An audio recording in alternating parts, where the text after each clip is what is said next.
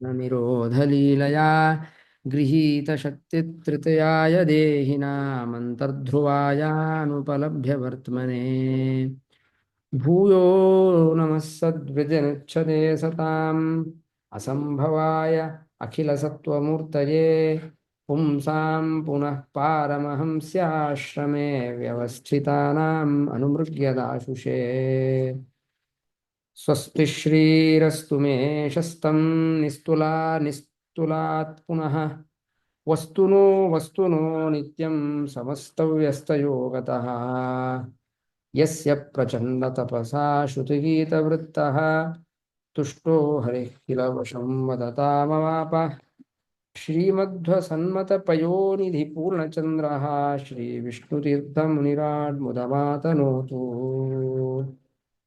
श्रीगुरुभ्यो नमः हरिः ओम्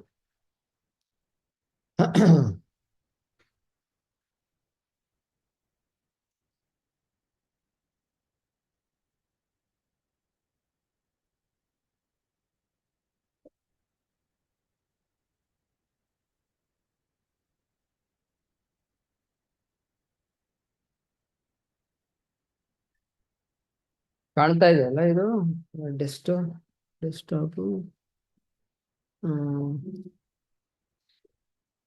ಹಾ ಸರಿ ಶ್ರೀ ಗುರುಭ್ಯೋ ನಮಃ ಕಾಣಿಸ್ತಾ ಇದಪ್ಪ, ಹಾ ಕಾಣಿಸ್ತಾ ಇದೆ. ಇವತ್ತಿಂದ 10ನೇ ಪ್ರಕರಣ ಇಂದ್ರಿಯ ಜಯ ಪ್ರಕರಣ ಅಂತ ಹೊಸ ಪ್ರಕರಣ ಇವತ್ತು. ಈ ಪ್ರಕರಣದಲ್ಲಿ ಸಾರೋದ್ಧಾರಕಾರರು ಇಂದ್ರಿಯಗಳ ಜಯ ಅಂದ್ರೆ ಇಂದ್ರಿಯಗಳ ಮೇಲೆ ಹತೋಟಿ ಅದು ಎಷ್ಟು ಮುಖ್ಯ, ಸಾಧನ ಮಾರ್ಗದಲ್ಲಿ ಹೋಗುವವರಿಗೆ ಇಂದ್ರಿಯ ಜಯ ಎನ್ನುವುದು ಎಸೆನ್ಷಿಯಲ್, ಅಂದ್ರೆ ಅದು ಬೇಕೇ ಬೇಕು. ಅದು ಇಲ್ಲದೇನೆ ಇನ್ ಯಾವ ಭಾಗವತ ಧರ್ಮ ಇದ್ರೂ ಕೂಡ ಪ್ರಯೋಜನ ಇಲ್ಲ ಅನ್ನುವಷ್ಟರ ಮಟ್ಟಿಗೆ ಈ ಇಂದ್ರಿಯ ಜಯ ಎನ್ನುವುದು ಅಷ್ಟು ಮುಖ್ಯವಾದ ಒಂದು ಮಜಲು ಸ್ಟೆಪ್. ಮೋಕ್ಷ ಮಾರ್ಗದಲ್ಲಿ ಇಂದ್ರಿಯ ಜಯ ಎನ್ನುವುದು ಬಹಳ ಮುಖ್ಯ. ಅದು ಇಲ್ಲದೆ ಹೋದ್ರೆ ಏನಿದ್ರೂ ಪ್ರಯೋಜನ ಇಲ್ಲ ಅನ್ನುವಷ್ಟು ಈ ಪ್ರಕರಣದಲ್ಲಿ ಎಷ್ಟೊಂದು 6 ಶ್ಲೋಕ ಇಲ್ಲ, ಸ್ವಲ್ಪ ಜಾಸ್ತಿ ಇದೆ, ಒಂದು 9 ಶ್ಲೋಕ ಇದೆ. 9 ಶ್ಲೋಕದಲ್ಲಿ ಇದರ ಬಗ್ಗೆ ಅನೇಕ ಮಾಹಿತಿಯನ್ನು ಕೊಡ್ತಾರೆ. ಎಷ್ಟೋ ವಿಷಯಗಳು ನಮಗೆ ಗೊತ್ತೇ ಇರೋದಿಲ್ಲ. ಸುಮ್ಮನೆ ನಮಗೆ ಇಂದ್ರಿಯ ಅಂತಂದ್ರೆ ನಮಗೆ ಏನು ಷಡಿಂದ್ರಿಯಗಳಿದೆ, ಆ ಇಂದ್ರಿಯದನ್ನ ಹತೋಟಿಯಲ್ಲಿ ಇಟ್ಕೊಂಡಿರಬೇಕು ಅಂತ ನಾವು ಅನ್ಕೊಂಡಿರ್ತೀವಿ.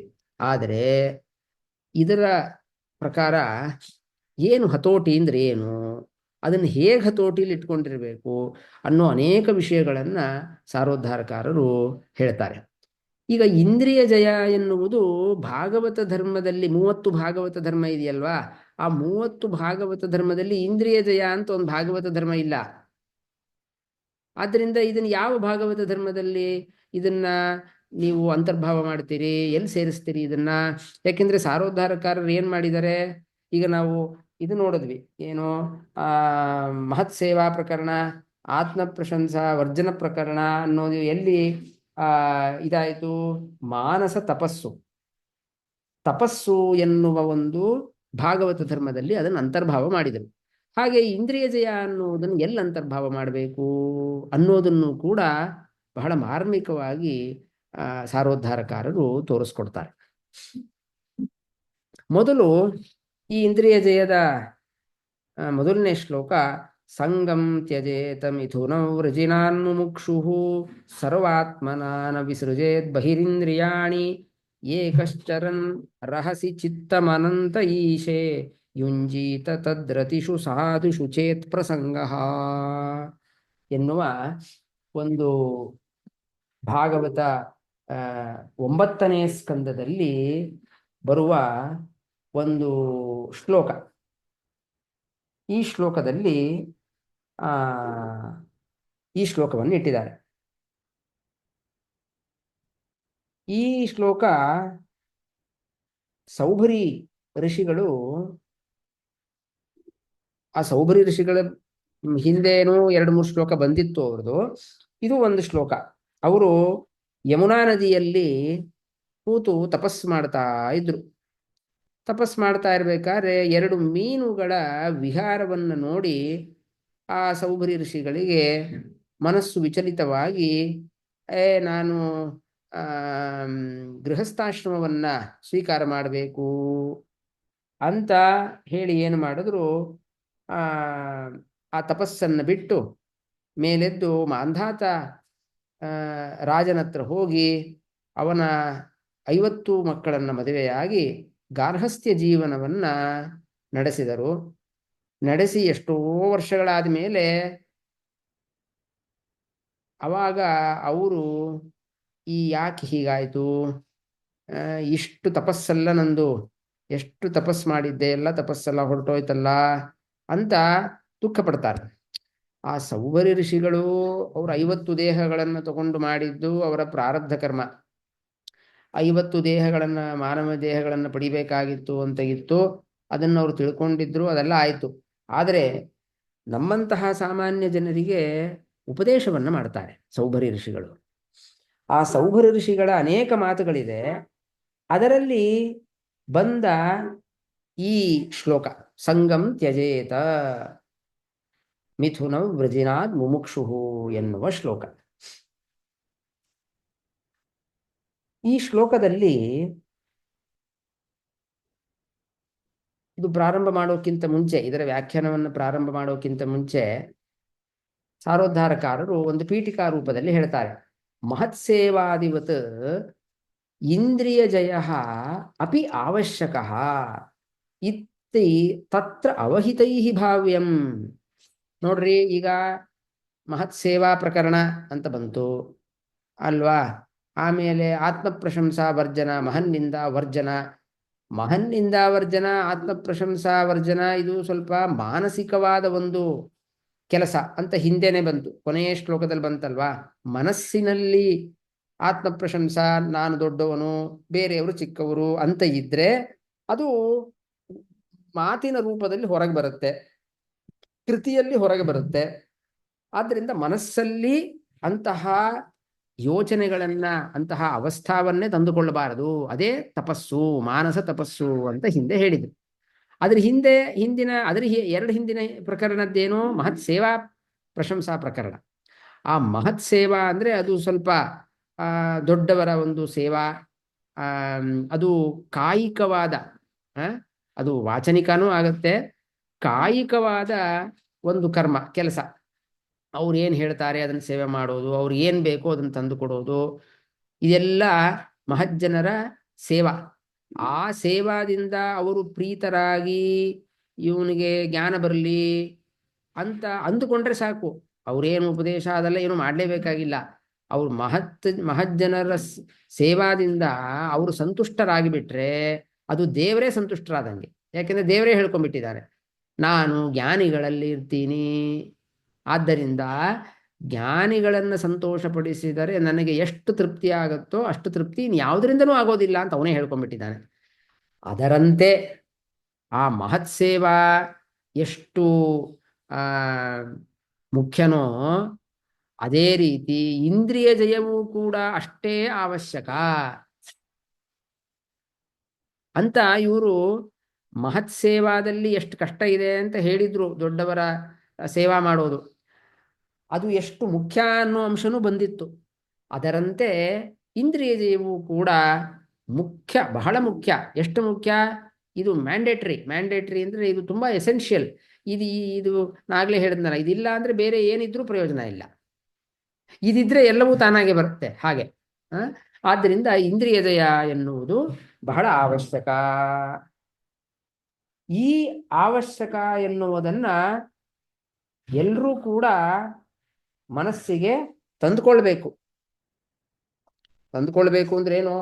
ಇದು ಬಹಳ ಮುಖ್ಯವಾದದ್ದು ಅಂತ ನೀವು ತಿಳ್ಕೊಳ್ಬೇಕು ಅಂತ ಅರ್ಥ. ಏನು ಅಷ್ಟೊಂದು ಈ ಇಂದ್ರಿಯ ಜಯದ್ದು ಆ, ಆ, ಪ್ರ- ಮುಖ್ಯತೆ ಏನು ಅದರಲ್ಲಿ ಅಂತ ಕೇಳಿದ್ರೆ, ಆ ಮೊದಲು ಇಂದ್ರಿಯ ಜಯ ಅಂದ್ರೆ ಏನು ಅನ್ನೋದನ್ನು ಹೇಳ್ತಾರೆ. ಇಂದ್ರಿಯ ಜಯ ಇಂದ್ರಿಯ ಜಯ ಅಂತ ಬರ್ತಾ ಇದೆ ಅಂದ್ರೆ ಏನು ಅಂತ ಮೊದಲನೇ ಶ್ಲೋಕದಲ್ಲಿ ಹೇಳ್ತಾ ಇದ್ದಾರೆ. ಸಂಗಂ ತ್ಯಜೇತ ಮಿಥುನಂ ವ್ರಜಿನಾಥ್ ಮುಮುಕ್ಷು. ಕೆಲವು ಕಷ್ಟ ಪದಗಳಿಗೆ ಅರ್ಥ ಬರೆದಿದ್ದೀನಿ, ಆದರೆ ಅದು ಸುಲಭವಾಗಿ ಅರ್ಥ ಆಗತ್ತೆ, ಏನು ಕಷ್ಟ ಇಲ್ಲ. ಇದರ ಅನ್ವಯ ನೋಡೋಣ ನೇರವಾಗಿ. ಮುಮುಕ್ಷುಹು ಅಂದ್ರೆ ಮೋಕ್ಷವನ್ನ ಪಡೆಯಬೇಕೆಂಬ ಇಚ್ಛೆ ಉಳ್ಳವನು ಅಂತ ಅರ್ಥ. ಅವನೇನ್ ಮಾಡ್ಬೇಕಪ್ಪ ಅಂದ್ರೆ ಮಿಥುನ ವೃಜಿನಾತ್ ಸಂಗಂ ತ್ಯಜೇತ. ಮಿಥುನ ವೃಜಿನ ಅಂತಂದ್ರೆ, ಮಿಥುನ ಅಂತಂದ್ರೆ ಎರಡು, ಜೋಡಿ ಅಂತ ಅರ್ಥ. ಅಂದ್ರೆ ಇಲ್ಲಿ ಸ್ತ್ರೀ ಪುರುಷರ ಒಂದು ಸಂಪರ್ಕ ಅಂತ ಅರ್ಥ. ಸ್ತ್ರೀ ಪುರುಷರ ಸಂಪರ್ಕವನ್ನ ಕೇವಲ ಸುಖಕ್ಕೋಸ್ಕರ ಎನ್ನುವ ಆಸಕ್ತಿಯನ್ನ ಬಿಡಬೇಕು ಅಂತ ಅರ್ಥ. ಮುಮುಕ್ಷುಹು ಮಿಥುನ ವೃಜಿನಾತ್. ವೃಜಿನ ಅಂದ್ರೆ ಏನು ಗೊತ್ತಾ? ಪಾಪ ಅಂತ ಅರ್ಥ. ಮಿಥುನದಿಂದ ಬರುವ ಅಂದ್ರೆ ಪುರುಷ ಮತ್ತು ಸ್ತ್ರೀ ಇವರ ಸಂಪರ್ಕದಿಂದ ಬರುವ, ಕೇವಲ ಸುಖಕ್ಕಾಗಿ ಮಾಡುವ ಸಂಪರ್ಕದಿಂದ ಬರುವ ಪಾಪವನ್ನ, ಏನು ಕೇವಲ ಸುಖಕ್ಕಾಗಿ ಅಂದ್ರೆ ಸ್ತ್ರೀ ಪುರುಷರ ಸಂಪರ್ಕ, ಗಂಡ ಹೆಂಡತಿ ಪತಿಪತ್ನಿಯರ ಭಾವ, ಅದು ಬಹಳ ಮೇಲ್ಮಟ್ಟದಲ್ಲಿ ಶಾಸ್ತ್ರಗಳಲ್ಲಿ ಹೇಳಲ್ಪಟ್ಟಿದೆ. ಯಾಕೆ? ಅದು ಪರಮಾತ್ಮನ ಒಂದು ಸೇವಾ. ಮಕ್ಕಳನ್ನ, ಪ್ರಜೆಗಳನ್ನ ಉತ್ಪತ್ತಿ ಮಾಡುವುದು, ಸಜ್ಜನರನ್ನ ಪಡೆಯೋದು, ಇದು ಪರಮಾತ್ಮನ ಒಂದು ಆದೇಶ. ಆದ್ದರಿಂದ ಆ ಸ್ತ್ರೀ ಪುರುಷರ ಸಂಪರ್ಕದಲ್ಲಿ ಆ ಸಂಪರ್ಕವೇ ತಪ್ಪು ಅಂತ ಹೇಳ್ತಾ ಇಲ್ಲ, ದೋಷ ಅಂತ ಹೇಳ್ತಾ ಇಲ್ಲ. ಆದರೆ ಕೇವಲ ಸುಖಕ್ಕಾಗಿ ಮಾಡುವ ಸಂಪರ್ಕವನ್ನ ದೂರದಲ್ಲಿಡಬೇಕು. ತ್ಯಜೇತ ಅಂದ್ರೆ ಬಿಡಬೇಕು ಅಂತ ಅರ್ಥ. ಬಹಿರಿಂದ್ರಿಯಾಣಿ ಸರ್ವಾತ್ಮನ ನ ವಿಸೃಜೇತ್.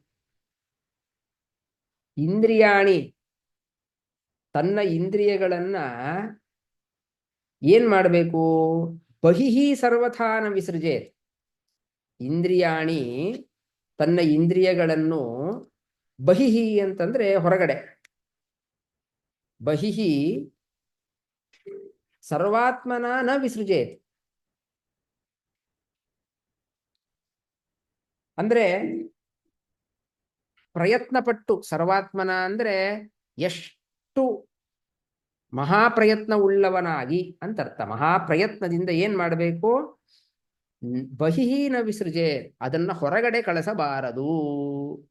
ಅಂದ್ರೆ ಎಲ್ಲಾ ಇಂದ್ರಿಯಗಳು, ಕಣ್ಣು ಬೇರೆ ಸುಮ್ಮನೆ ಅರ್ಥವಿಲ್ಲದೆ ಇರುವಂತಹ ಅನೇಕ ಟಿವಿ ಸೀರಿಯಲ್ಸ್ನ ನೋಡೋದು, ಕಿವಿ ಬೇಡದೆ ಇರುವಂತಹ ಹಾಡುಗಳನ್ನು ಕೇಳೋದು, ಪರಮಾತ್ಮನ ಗುಣಗಾನವನ್ನು ಬಿಟ್ಟು ಬೇರೆ ಹಾಡು ಹರಟೆಗಳಲ್ಲಿ ಅದನ್ನ ಬಿಡೋದು, ಹೀಗೆ ಎಲ್ಲಾ ಇಂದ್ರಿಯಗಳು ಕೂಡ ಬಹಿಹಿ ನ ಸರ್ವಾತ್ಮನ ವಿಸೃಜೇತ್. ಬರೀ ವಿಸೃಜೇತ್ ನ ವಿಸೃಜೇತ್ ಅಂತ, ವಿಸೃಜೇತ್ ಅಂದ್ರೆ ಬಿಡೋದು ಅಂತ ಅರ್ಥ. ಅಂದ್ರೆ ಇಂದ್ರಿಯಗಳನ್ನ ಬಹಿರ್ಮುಖವಾಗಿ ಅದನ್ನ ಬಿಡಬಾರದು. ಕಾಟಕೋಪನಿಷತ್ತಿನಲ್ಲಿ ಒಂದು ವಾಕ್ಯ ಬರುತ್ತೆ, ಪರಾಂಚಿ ಖಾನಿ ವ್ಯತೃಣಾತ್ ಪರಾಗ್ ತಸ್ಮಾತ್ ಪರಾಗ್ ಪಶ್ಯಂತಿ ನ ಆತ್ಮನಿ ಕಶ್ಚಿದ್ದೀರಃ ಪ್ರತ್ಯಗಾತ್ಮಾನಮೈಕ್ಷತ ಆವೃತ್ತ ಚಕ್ಷು ಅಮೃತತ್ವಮಿಚ್ಛನ್ ಅಂತ ಒಂದು ಉಪನಿಷತ್ ವಾಕ್ಯ, ಕಾಟಕದಲ್ಲಿ ಬರುವ ವಾಕ್ಯ. ಏನು ಹೇಳುತ್ತೆ ಅಂದ್ರೆ, ಚತುರ್ಮುಖ ಬ್ರಹ್ಮದೇವರು ಈ ಇಂದ್ರಿಯಗಳನ್ನ ಅದು ಹುಟ್ತಾನೆ ಬಹಿರ್ಮುಖವಾಗಿ ಅದನ್ನ ನಿರ್ಮಾಣ ಮಾಡಿಬಿಟ್ಟ. ಕಣ್ಣು ಇದು ಒಳಗೆ ಪರಮಾತ್ಮನನ್ನ ನೋಡುವ ಶಕ್ತಿಯನ್ನ ಪಡೆಯಲಿಲ್ಲ, ಹೊರಗಡೆ ಎಲ್ಲ ಪದಾರ್ಥಗಳನ್ನ ನೋಡುವ ಶಕ್ತಿಯನ್ನ ಪಡೆಯಿತು. ಹಾಗೆ ಎಲ್ಲ ಇಂದ್ರಿಯಗಳು ಕೂಡ. ಆದ್ದರಿಂದ ಈ ಎಲ್ಲ ಇಂದ್ರಿಯಗಳು ಸಹಜವಾಗಿ ಹೊರಗಡೆ ಪದಾರ್ಥಗಳ ಜೊತೆ ಹೋಗುವ ಸ್ವಭಾವವುಳ್ಳವುಗಳು. ಆದರೆ ಕಶ್ಚಿತ್ ಧೀರ, ಯಾರು ಪರಮಾತ್ಮನಲ್ಲಿ ಧೀರ ಅಂದ್ರೆ ಧೀಷು ರಮಮಾಣ, ಪರಮಾತ್ಮನ ಜ್ಞಾನದಲ್ಲಿ ವಿಹರಿಸುವನು ಅಂತ ಅರ್ಥ. ಅವನೇನ್ ಮಾಡ್ತಾನೆ? ಆವೃತ್ತ ಚಕ್ಷುಹು. ಎಂತಹ ಧೀರ ಅವನು? ಅಮೃತತ್ವಂ ಇಚ್ಛನ್, ಮೋಕ್ಷವನ್ನ ಬಯಸಬೇಕೆಂಬ ಇಚ್ಛೆ ಉಳ್ಳ, ಅಯ್ಯೋ ಮೋಕ್ಷವನ್ನು ಬಯಸುವ ಆ ಮುಮುಕ್ಷು ಆವೃತ್ತ ಚಕ್ಷುಹು, ತನ್ನ ಇಂದ್ರಿಯಗಳನ್ನ ಏನ್ ಮಾಡಬೇಕು? 180 ಡಿಗ್ರೀಸ್ ತಿರುಗಿಸ್ಬೇಕು. ಅದೆಲ್ಲ ಔಟ್ವರ್ಡ್ ಗೋಯಿಂಗ್ ಇದೆ, ಅದನ್ನು ಇನ್ವರ್ಡ್ ಮಾಡಬೇಕು ಅಂತ ಅರ್ಥ. ಆವೃತ್ತ ಚಕ್ಷುಹು. ಚಕ್ಷು ಅಂದ್ರೆ ಬರೀ ಒಂದು ಇಂದ್ರಿಯ ತಗೊಂಡಿದ್ದಾರೆ, ಕಣ್ಣು ಅಂತ. ಆದ್ರೆ ಎಲ್ಲಾ ಇಂದ್ರಿಯಗಳನ್ನು ಕೂಡ ಅಂತರ್ಮುಖಿಯಾಗಿ ಮಾಡಿಕೊಳ್ಳಬೇಕು. ಅವನು ಮೋಕ್ಷವನ್ನು ಪಡಿತಾನೆ ಅಂತ ಉಪನಿಷತ್ತಿನಲ್ಲಿದೆ. ಅದೇ ಅರ್ಥ ಇಲ್ಲಿ ಬಂದಿರೋದು. ಇಂದ್ರಿಯಾಣಿ ಬಹಿಹಿ ಸರ್ವಾತ್ಮನ ನ ವಿಸರ್ಜೇತ್. ಅದನ್ನು ಹೊರಗಡೆ ಹೋಗುವಂತೆ ಪ್ರಯತ್ನ ಪಟ್ಟು ಮಾಡಬೇಕು. ಏಕಃ, ಶ್ಲೋಕದಲ್ಲಿ ನೋಡ್ರಿ, ಏಕಶ್ಚರನ್ ರಹಸಿ ಚಿತ್ತಂ ಅಂತಿದೆ. ಏನ್ ಮಾಡ್ಬೇಕು ಅಂತಹ ಪರಮಾತ್ಮ ಅಂದ್ರೆ, ಅಯ್ಯೋ ಅಂತಹ ಜೀವ, ಸಾಧಕ ಜೀವ, ಏಕಃ ರಹಸಿ ಚರನ್, ಒಬ್ಬಂಟಿಗನಾಗಿ, ರಹಸಿ ಜನದಂಗುಳಿ ಇಲ್ಲದೆ ಇರುವ ಒಂದು ಸ್ಥಳದಲ್ಲಿ ಅಂತ ಅರ್ಥ. ಅಂದ್ರೆ ಸುಮ್ಮನೆ ಎಲ್ಲ ಕಡೆ ಸೋಷಿಯಲ್ ಗ್ಯಾದರಿಂಗ್ ಅಲ್ಲಿ ಹೋಗಿ ನಾನು ಇದು ಮಾಡ್ತೀನಿ, ಸಾಧನೆ ಮಾಡ್ತೀನಿ ಅನ್ನೋದು ಬಹಳ ಕಷ್ಟ. ಆದ್ದರಿಂದ ಅದೆಲ್ಲ ಯೋಗಿಗಳಿಗೆ ಸಾಧ್ಯ. ಸಾಮಾನ್ಯ ಮನುಷ್ಯರು ಏನ್ ಮಾಡಬೇಕು? ಏಕಃ, ಒಬ್ಬಂಟಿಗನಾಗಿರಬೇಕು. ರಹಸಿ, ಏಕಾಂತದಲ್ಲಿ ಯಾರಿಗೂ ಗೊತ್ತಾಗದೇ ಇರುವಂತೆ, ಚರನ್ ಇದ್ದು ಏನ್ ಮಾಡಬೇಕು? ಚಿತ್ತಂ, ಮನಸ್ಸನ್ನು, ಅನಂತೆ ಈಶೆ. ಇಲ್ಲಿ ಅನಂತ ಈಶೆ ಅಂತಿದೆ ಶ್ಲೋಕದಲ್ಲಿ, ಅದು ಸಂಧಿಯಾಗಿದೆ. ಅದನ್ನು ಪದಚ್ಛೇದ ಮಾಡಿದ್ರೆ ಏನಾಗುತ್ತೆ? ಅನಂತೆ, ಅನಂತೆ ಈಶೆ, ಪರಮಾತ್ಮನಲ್ಲಿ ಯುಂಜೀತ. ಅಂದ್ರೆ ಆ ಮನಸ್ಸನ್ನ ಸಂಗ ಪರಮಾತ್ಮನಲ್ಲಿ ಹರಿಯಕ್ ಬಿಡಬೇಕು, ಹೊರಗಡೆ ಬಿಡಬಾರದು. ಅಂದ್ರೆ ಒಳಗಡೆ ಇರುವ ಪರಮಾತ್ಮನಲ್ಲಿ ಅದನ್ನು ಹರಿಲಿಕ್ಕೆ ಬಿಡಬೇಕು, ಅಂತಹ ಇಂದ್ರಿಯಗಳನ್ನು. ಚೇತ್, ಚೇತ್ ಅಂತಿದೆ, ಚೇತ್ ಪ್ರಸಂಗ ಅಂತ ಕೊನೆಯಲ್ಲಿದೆ. ಚೇತ್, ಚೇತ್ ಅಂದ್ರೆ ನೀವು ಬೇಕು ಅಂತಂದ್ರೆ, ಬೇಕು ಅಂದ್ರೆ ಏನು? ಇಂದ್ರಿಯಗಳನ್ನು ಬಹಿರ್ಮುಖವಾಗಬೇಕು ಅಂದ್ರೆ ಅಂತಲ್ಲ. ಏಕಃ ರಹಸಿ ಅಂತಿದೆಯಲ್ವಾ, ಒಬ್ಬನೇ ಏಕಾಂತ ಸ್ಥಳದಲ್ಲಿ ಇದ್ದು ಸಾಧನೆಯನ್ನ ಮಾಡಬೇಕು ಅಂತಿದೆ. ನೀವು ಸಾರೋದ್ಧಾರಕಾರರ ಜೀವನ ಚರಿತ್ರೆ ನೋಡಿಬಿಟ್ರೆ, ಪುಸ್ತಕ ಎಲ್ಲ ಬಂದಿದೆ ಅವ್ರದ್ದು ಜೀವನ ಚರಿತ್ರೆ. ಅವರ ಶಿಷ್ಯರೇ ಎಲ್ಲ ಅವ್ರದ್ ಬಗ್ಗೆ ಎಲ್ಲ ಬರೆದಿದ್ದಾರೆ. ಅವರು ಹೆಚ್ಚು ಜನ ಇರೋ ಕಡೆ ಇರ್ತಾನೆ ಇರಲಿಲ್ಲ, ವಿಷ್ಣು ತೀರ್ಥರು.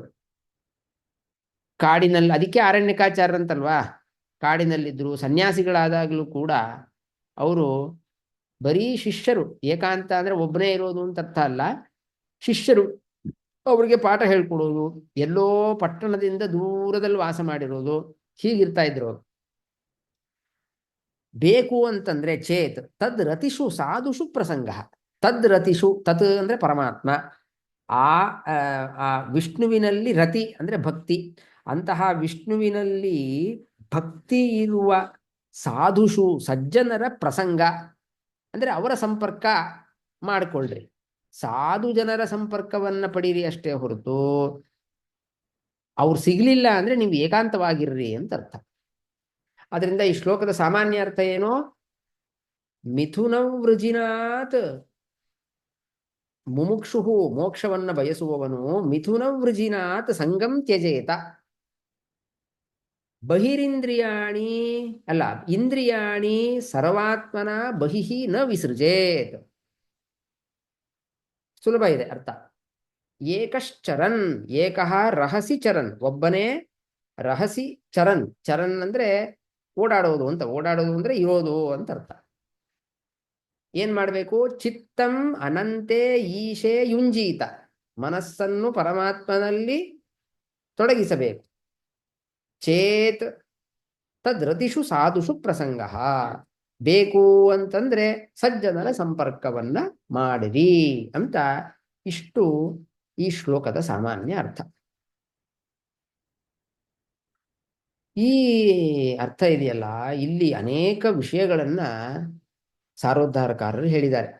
ಇಷ್ಟು ಶ್ಲೋಕದ ಅರ್ಥ. ಈ ಶ್ಲೋಕದಲ್ಲಿ ಎಷ್ಟು ಬಹಳ ಮುಖ್ಯವಾದ ಅಂಶಗಳಿದೆ, ನಮಗೆ ಗೊತ್ತಾಗೋದೇ ಇಲ್ಲ. ಶ್ಲೋಕ ಓದ್ತೀವಿ, ಅರ್ಥ ಆಯ್ತು ಅಂತ ಮುಂದೆ ಹೊರಟೋಗ್ಬಿಡ್ತೀವಿ. ಇದು ನಮಗೆ ಸಂಬಂಧನೇ ಪಟ್ಟಿದ್ದಲ್ಲ ಅಂತ ನಾವು ಎಲ್ರಿ ಆಗತ್ತೆ ಮಿಥುನ ವೃಜಿನಾಥ್ ತ್ಯಜೇತ ಅಂತಾರೆ. ಆ ಎಲ್ಲ ಇಂದ್ರಿಯಗಳನ್ನು ಹೊರಗೆ ಬಿಡಬಾರದು ಅಂತಾರೆ. ನಾವು ಈ ಬೆಳಗ್ಗೆ ಕಣ್ಣು ಎದ್ದು ಕೂಡಲೇ ನಮ್ದು ಬಹಿರಿಂದ್ರಿಯದಲ್ಲೇ ಎಲ್ಲ ಇಂದ್ರಿಯಗಳು ಬಹಿರ್ಪದಾರ್ಥದಲ್ಲೇ ಹೋಗೋದು. ಇದಕ್ಕೆ ನಮಗೆ ಸಂಬಂಧಪಟ್ಟಿದ್ದೇ ಅಲ್ಲ ಶ್ಲೋಕ ಅಂತ ನಾವು ಮುಂದೆ ಹೋಗ್ಬಿಡ್ತೀವಿ. ಅಂದ್ರೆ ಇಲ್ಲಿ ಎಷ್ಟು ಆ ಬಹಳ ಮುಖ್ಯವಾದ ವಿಷಯಗಳನ್ನ ಸಾರೋದ್ಧಾರಕಾರರು ಎತ್ತಿ ತೋರಿಸ್ತಾರೆ. ಮೊದಲು ಹೇಳ್ತಾರೆ, ಇಂದ್ರಿಯಗಳನ್ನ ಜಯಿಸೋದು ಅಂತ ನಾವು ಹೇಳ್ತಾ ಇದೀವಿ. ಯಾಕಂದ್ರೆ ಪ್ರಕರಣದ ಹೆಸರೇ ಇಂದ್ರಿಯ ಜಯ ಅಲ್ವಾ. ಸರಿ, ಇಂದ್ರಿಯ ಜಯ ಹೇಗ್ ಮಾಡಬೇಕು, ಅದನ್ನ ಹೇಗ್ ಪಡಿಬೇಕು ಅಂತ ಈ ಶ್ಲೋಕದಲ್ಲಿದೆ ಅಂತ ತೋರಿಸ್ತಾರೆ. ಯಾಕಂದ್ರೆ ಈ ಶ್ಲೋಕ ನೋಡಿದ್ರೆ ಇಂದ್ರಿಯ ಜಯ ಅದು ಇದು ಮಾಡಬಾರ್ದು, ಅದನ್ನ ಮಾಡಬಾರ್ದು, ಬೇಕು ಅಂದ್ರೆ ಸಾಧು ಜನರ ಸಂಪರ್ಕ ಮಾಡಬೇಕು ಅಂತ ಅಷ್ಟು ಗೊತ್ತಾಗತ್ತೆ. ಆದರೆ ಇದರಲ್ಲಿ ಎರಡು ಅಂಶ ಇದೆ ಅಂತ ಹೇಳ್ತಾರೆ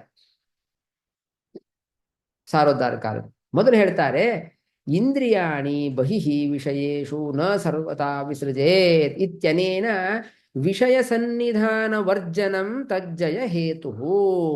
ಮೊದಲನೇ ಅಂಶ, ಇಂದ್ರಿಯಗಳ ಮೇಲೆ ನಮಗೆ ಜಯ ಬರಬೇಕು ಅಂತಂದರೆ ಮೊದಲು ಏನ್ ಮಾಡ್ಬೇಕು ಗೊತ್ತಾ ನೀವು? ಆ ವಿಷಯಗಳ ಸನ್ನಿಧಾನ ವರ್ಜನ ಮಾಡಬೇಕು. ವಿಷಯಗಳು ನಮ್ಮ ಹತ್ರ ಬರಲೇಬಾರದು, ಆ ತರ ನೋಡ್ಕೊಳ್ಬೇಕು ಅಂತ ಅರ್ಥ. ವಿಷಯಗಳು ನಮ್ಮ ಹತ್ರ ಇದ್ದು ನಾವು ಆ ಇಂದ್ರಿಯದಿಂದ ವಿಷಯಗಳ ಸಂಪರ್ಕ ಮಾಡ್ತೀವಿ, ಅದರಿಂದ ಇಂದ್ರಿಯಗಳು ಬಹಿರ್ಮುಖವಾಗತ್ತೆ. ಅದು ನಮ್ದು ವೀಕ್ ಮೈಂಡ್ ಇದ್ರೆ ಅಲ್ಲೇನೆ ಆ ಇಂದ್ರಿಯಗಳು ಹೋಗಿ ಆಸಕ್ತವಾಗಿ ನಮ್ಮ ಎಲ್ಲಾ ತಪಸ್ಸನ್ನು ಅಥವಾ ಸಾಧನೆ ಮಾರ್ಗದಿಂದ ಇನ್ನೂ ಮುಂದೆ ಹೋಗೋದಿರ್ಲಿ, ಹಿಂದೆ ಬರುವ ಪ್ರಸಂಗವೇ ಜಾಸ್ತಿ. ಅದಕ್ಕೆ ಮೊದಲು ಏನ್ ಮಾಡ್ಬೇಕಪ್ಪ ಅಂದ್ರೆ ವಿಷಯ ಸನ್ನಿಧಾನ ವರ್ಜನಂ. ಆ ವಿಷಯಗಳು ಇಂದ್ರಿಯಗಳ ಜೊತೆ ಸಂಪರ್ಕನೇ ಬರಬಾರದು, ಆ ತರ ನೋಡ್ಕೊಳ್ಬೇಕು. ಅದು ಇಂದ್ರಿಯ ಜಯಕ್ಕೆ ಅಸಾಧಾರಣ ಕಾರಣ. ಏನೋ ಇಂದ್ರಿಯ ಜಯ ಆಗಬೇಕು ಅಂತ ಇಚ್ಛೆ ಇದ್ದವರಿಗೆ ಮೊದಲೇನ್ ಮಾಡಬೇಕು, ಆ ವಿಷಯ ಸಂಪರ್ಕವನ್ನೇ ಮಾಡಬಾರದು ಅಂತ ಅರ್ಥ. ನೋಡಿ, ಸಾಮಾನ್ಯ ನಾನು ಹೇಳ್ತೀನಿ, ಈಗ ನಾವು ಡ್ರೈವ್ ಮಾಡ್ತಾ ಇರ್ತೀವಿ. ಡ್ರೈವ್ ಮಾಡ್ತಾ ಇದ್ರೆ ಮುಂದೆ ಹಾಕಿರ್ತಾನೆ, ಬಸ್ಸೋ ಕಾರೋ, ಅದು ಗೌರ್ಮೆಂಟ್ ಬಸ್ಸು ಅದೆಲ್ಲ ಇದ್ರೆ ಕೀಪ್ ಡಿಸ್ಟೆನ್ಸ್, ಒಂದು 25 ಅಡಿ 30 ಅಡಿ ದೂರದಲ್ಲಿರಿ ಅಂತ ಹೇಳಿರ್ತಾರೆ. ಯಾಕೆ ಅಂದ್ರೆ ಅದು ರಿಸ್ಕು. ಅವನು ಏನೋ ಸಡನ್ ಬ್ರೇಕ್ ಹಾಕ್ದ ಅಂದ್ರೆ ನೀವು ಟ್ರಾವೆಲ್ ಮಾಡ್ತಿರೋದು ಆಕ್ಸಿಡೆಂಟ್ ಆಗಿ ಏನೋ ಆಗತ್ತೆ, ಆದ್ರಿಂದ ಕೀಪ್ ಡಿಸ್ಟೆನ್ಸ್ ಅಂತ ಇರುತ್ತಲ್ವಾ. ಆ ತರ ನಾವು ವಿಷಯಗಳು ಅಂತ ಏನೇನಿದೆ, ಕಣ್ಣಿಗೆ, ನಾಲಿಗೆಗೆ, ಎಲ್ಲ ಇಂದ್ರಿಯಗಳಿಗೆ ಏನು ವಿಷಯಗಳು ಅಂತ ಇದೆಯಲ್ವಾ, ರೂಪ ರಸಗಂಧ ಸ್ಪರ್ಶ ಶಬ್ದಾದಿಗಳು, ಅದೆಲ್ಲವನ್ನೂ ಕೂಡ ದೂರದಲ್ಲಿ ಇಡಬೇಕು ಅಂತ ಅರ್ಥ.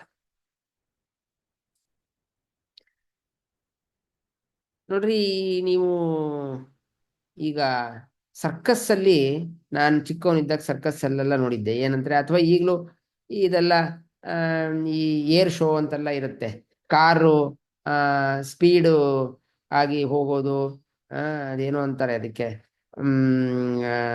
ಅದೆಲ್ಲ ಹತ್ರ ಹೋಗ್ತಿರುತ್ತೆ. ಅದು 2 ಕಾರು ಹತ್ರ ಹೋಗ್ತಿರುತ್ತೆ. ಅಥವಾ ಏರ್ ಶೋನಲ್ಲಿ 2 ಫೈಟರ್ ಪ್ಲೇನ್ಸ್ ತುಂಬಾ ಹತ್ರ ಹೋಗ್ತಾ ಇರುತ್ತೆ. ಅಥವಾ ಸರ್ಕಸ್ ಅಲ್ಲಿ ಒಂದು ಕಾರ್ ಹಿಂದೆ ಇನ್ನೊಂದು ಕಾರು ಫುಲ್ಲು ಸ್ಪೀಡಲ್ಲಿ ತಿರುಗ್ತಾ ಇರುತ್ತೆ. ಅದೊಂದು ಗ್ಲೋಬ್ ತರ ಇರುತ್ತೆ ನೋಡ್ರಿ ಸರ್ಕಸ್ ಒಳಗಡೆ. ಅದ್ರ ಏನು ಒಂದ್ ಹಿಂದೆ ಒಂದು ಹೋಗ್ತಾ ಇರುತ್ತೆ, ಅಲ್ಲಿ ಏನು ಡಿಸ್ಟೆನ್ಸೇ ಇರೋದಿಲ್ಲ. ಅವನು 1 ಸೆಂಟಿಮೀಟ್ರೋ 1 ಅಡಿನೋ ಇಟ್ಕೊಂಡಿರ್ತಾನಷ್ಟೇ, ಆದ್ರೂ ಏನೂ ಆಗೋದಿಲ್ಲ ನೋಡಿ ಅವ್ರಿಗೆ. ಅದು ಯಾವಾಗ? ಅದು ಬಹಳ ಪ್ರಾಕ್ಟೀಸ್ ಮಾಡಿರ್ಬೇಕು. ಬಹಳ ಪ್ರಾಕ್ಟೀಸ್ ಆದ್ರೆ ಆಕ್ಸಿಡೆಂಟ್ ಆಗೋದಿಲ್ಲ, ಹತ್ರ ಇದ್ರೂ ಆಕ್ಸಿಡೆಂಟ್ ಆಗೋದಿಲ್ಲ. ಹಾಗೆ ವಿಷಯದ ಸಂಪರ್ಕ ಇಂದ್ರಿಯಗಳಿಗೆ ಆಗಿದೆ, ಸುಮಾರು ಜನಕ್ಕಾಗಿದೆ, ಅವ್ರು ಏನೂ ಆಗೇ ಇಲ್ಲ. ಅವರೆಲ್ಲ ಬಹಳ ಪ್ರಾಕ್ಟೀಸ್ ಮಾಡಿರ್ತಾರೆ ಅಂತ ಅರ್ಥ. ಯೋಗಿಗಳಿಗೆ ಅವರು ಹಿಂದಿನ ಎಷ್ಟೋ ರಾಜರು ನಾವು ಕೇಳಿರ್ತೀವಿ, ಎಂತೆಂಥ ರಾಜರೆಲ್ಲ ಆಗಿ ಹೋದ್ರು.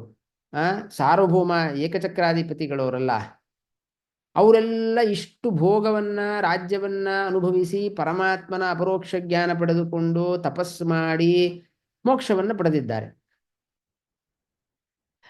ಅವರೆಲ್ಲ ಮತ್ತೆ ಇಂದ್ರಿಯ ಇದು ಭೋಗ ಇದರಿಂದ ದೂರ ಇದ್ರ ಅವರು. ಎಷ್ಟೆಷ್ಟು ಜನ ಹೆಂಡತಿಯರು, ದಶರಥನಿಗೆ ಎಷ್ಟು ಜನ ಹೆಂಡತಿಯರು, ಬೇಕಾದಷ್ಟು ಜನ ಹೆಂಡತಿಯರು. ಎಲ್ಲ ರಾಜರಿಗೂ ಅನೇಕ ಜನ ಹೆಂಡತಿಯರು, ಎಷ್ಟು ಅವರಿಗೆ ಸಂಪತ್ತು ವೈಭವ.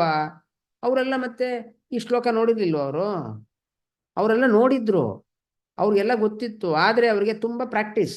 ಯೋಗಿಗಳವರು ಹೇಗೆ ಆ ಸರ್ಕಸ್ಸಲ್ಲಿ ತುಂಬ ಹತ್ರ ಮೋಟ್ರ್ ಬೈಕು ಕಾರು ಸ್ಪೀಡಾಗಿ ಹೋಗ್ತಾ ಇದ್ರು ಅವ್ರು ಏನು ಆಕ್ಸಿಡೆಂಟೇ ಆಗೋದಿಲ್ಲ, ಬಹಳ ಪ್ರಾಕ್ಟೀಸ್ ಮಾಡಿರ್ತಾರೆ.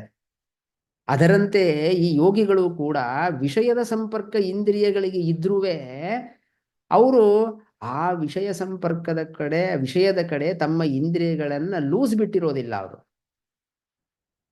ಅವರೆಲ್ಲ ಪ್ರಾಕ್ಟೀಸ್ ಮಾಡಿರೋದ್ರಿಂದ ಕಡಿವಾಣ ಹಾಕೊಂಡಿರ್ತಾರೆ. ಅಂತಹ ಸ್ಥಿತಿ ಬೇರೆ. ಆ ವಿಷಯ ಅವ್ರ ಬಗ್ಗೆ ಮಾತೇ ಆಡ್ತಾ ಇಲ್ಲ ಈ ಶ್ಲೋಕದಲ್ಲಿ. ಇಲ್ಲಿ ಮಾತಾಡ್ತಾ ಇರೋದು ಸಾಮಾನ್ಯ ಜನರಿಗೆ ಇಂದ್ರಿಯಗಳು, ಅದಕ್ಕೆ ಬೇಕಾಗಿರುವ ವಿಷಯಗಳು ಸಿಕ್ಕಿಬಿಟ್ರೆ ಅವಾಗ ಅದರಲ್ಲೇ ಮುಳುಗಿ ಹೋಗ್ಬಿಡ್ತಾನ ಅವನು. ಯಾಕೆಂದ್ರೆ ಜಯನೇ ಇರೋದಿಲ್ಲ. ಅದಕ್ಕೆ ಅಂತಹವರಿಗೆ ಫಸ್ಟ್ ಮೊದಲನೇ ಸ್ಟೆಪ್ಪಲ್ಲಿ ಏನ್ ಮಾಡ್ಬೇಕಪ್ಪ ಅಂದ್ರೆ ಸಾರೋದ್ಧಾರಕಾರ ಹೇಳ್ತಾರೆ, ನೀವು ವಿಷಯಗಳ ಸಂಪರ್ಕದಿಂದಲೇ ದೂರ ಇದ್ಬಿಡಿ, ವಿಷಯಗಳಿಂದಲೇ ದೂರ ಇದ್ಬಿಡಿ, ನೀವು ಸಂಪರ್ಕ ಆಗದೆ ಇರೋ ಹಂಗೆ ನೋಡ್ಕೊಂಬಿಡಿ ಅಂತ ವೇದವ್ಯಾಸ ದೇವರು ಹೇಳ್ತಾ ಇದ್ದಾರೆ. ವಿಷಯ ಸನ್ನಿಧಾನ ವರ್ಜನಂ ತಜ್ಜಯ ಹೇತು. ಆ ವಿಷಯ ಸನ್ನಿಧಾನವನ್ನೇ ಬಿಟ್ಬಿಡ್ಬೇಕು ನೀವು, ಸನ್ನಿಧಾನ ಆಗದೆ ಇರಂತೆ ನೋಡ್ಕೊಂಡ್ಬಿಡ್ಬೇಕು. ಅದು ಫಸ್ಟ್ ಸ್ಟೆಪ್. ಈಗ ನಮಗೆ ನನಗೆ ತುಂಬ ನಿದ್ದೆ ಬರ್ತಾ ಇದೆ, ನಿದ್ದೆ ಎಕ್ಸಾಮ್ ಇದೆ, ನಿದ್ದೆಯನ್ನು ಹೇಗೆ ನಾನು ಪರಿಹಾರ ಮಾಡ್ಕೊಳ್ಬೇಕು? ಕಣ್ಣಿಗೆ ನೀರು ಹಚ್ಕೊಂಡು ಸ್ವಲ್ಪ ಓಡಾಡ್ತಾ ಓದ್ಕೊಂಡು ಎಲ್ಲ ಮಾಡಿದ್ರೆ ಸ್ವಲ್ಪ ನಿದ್ದೆಯನ್ನು ಗೆಲ್ಲಬಹುದು ಎಕ್ಸಾಮ್ ಟೈಮಲ್ಲಿ.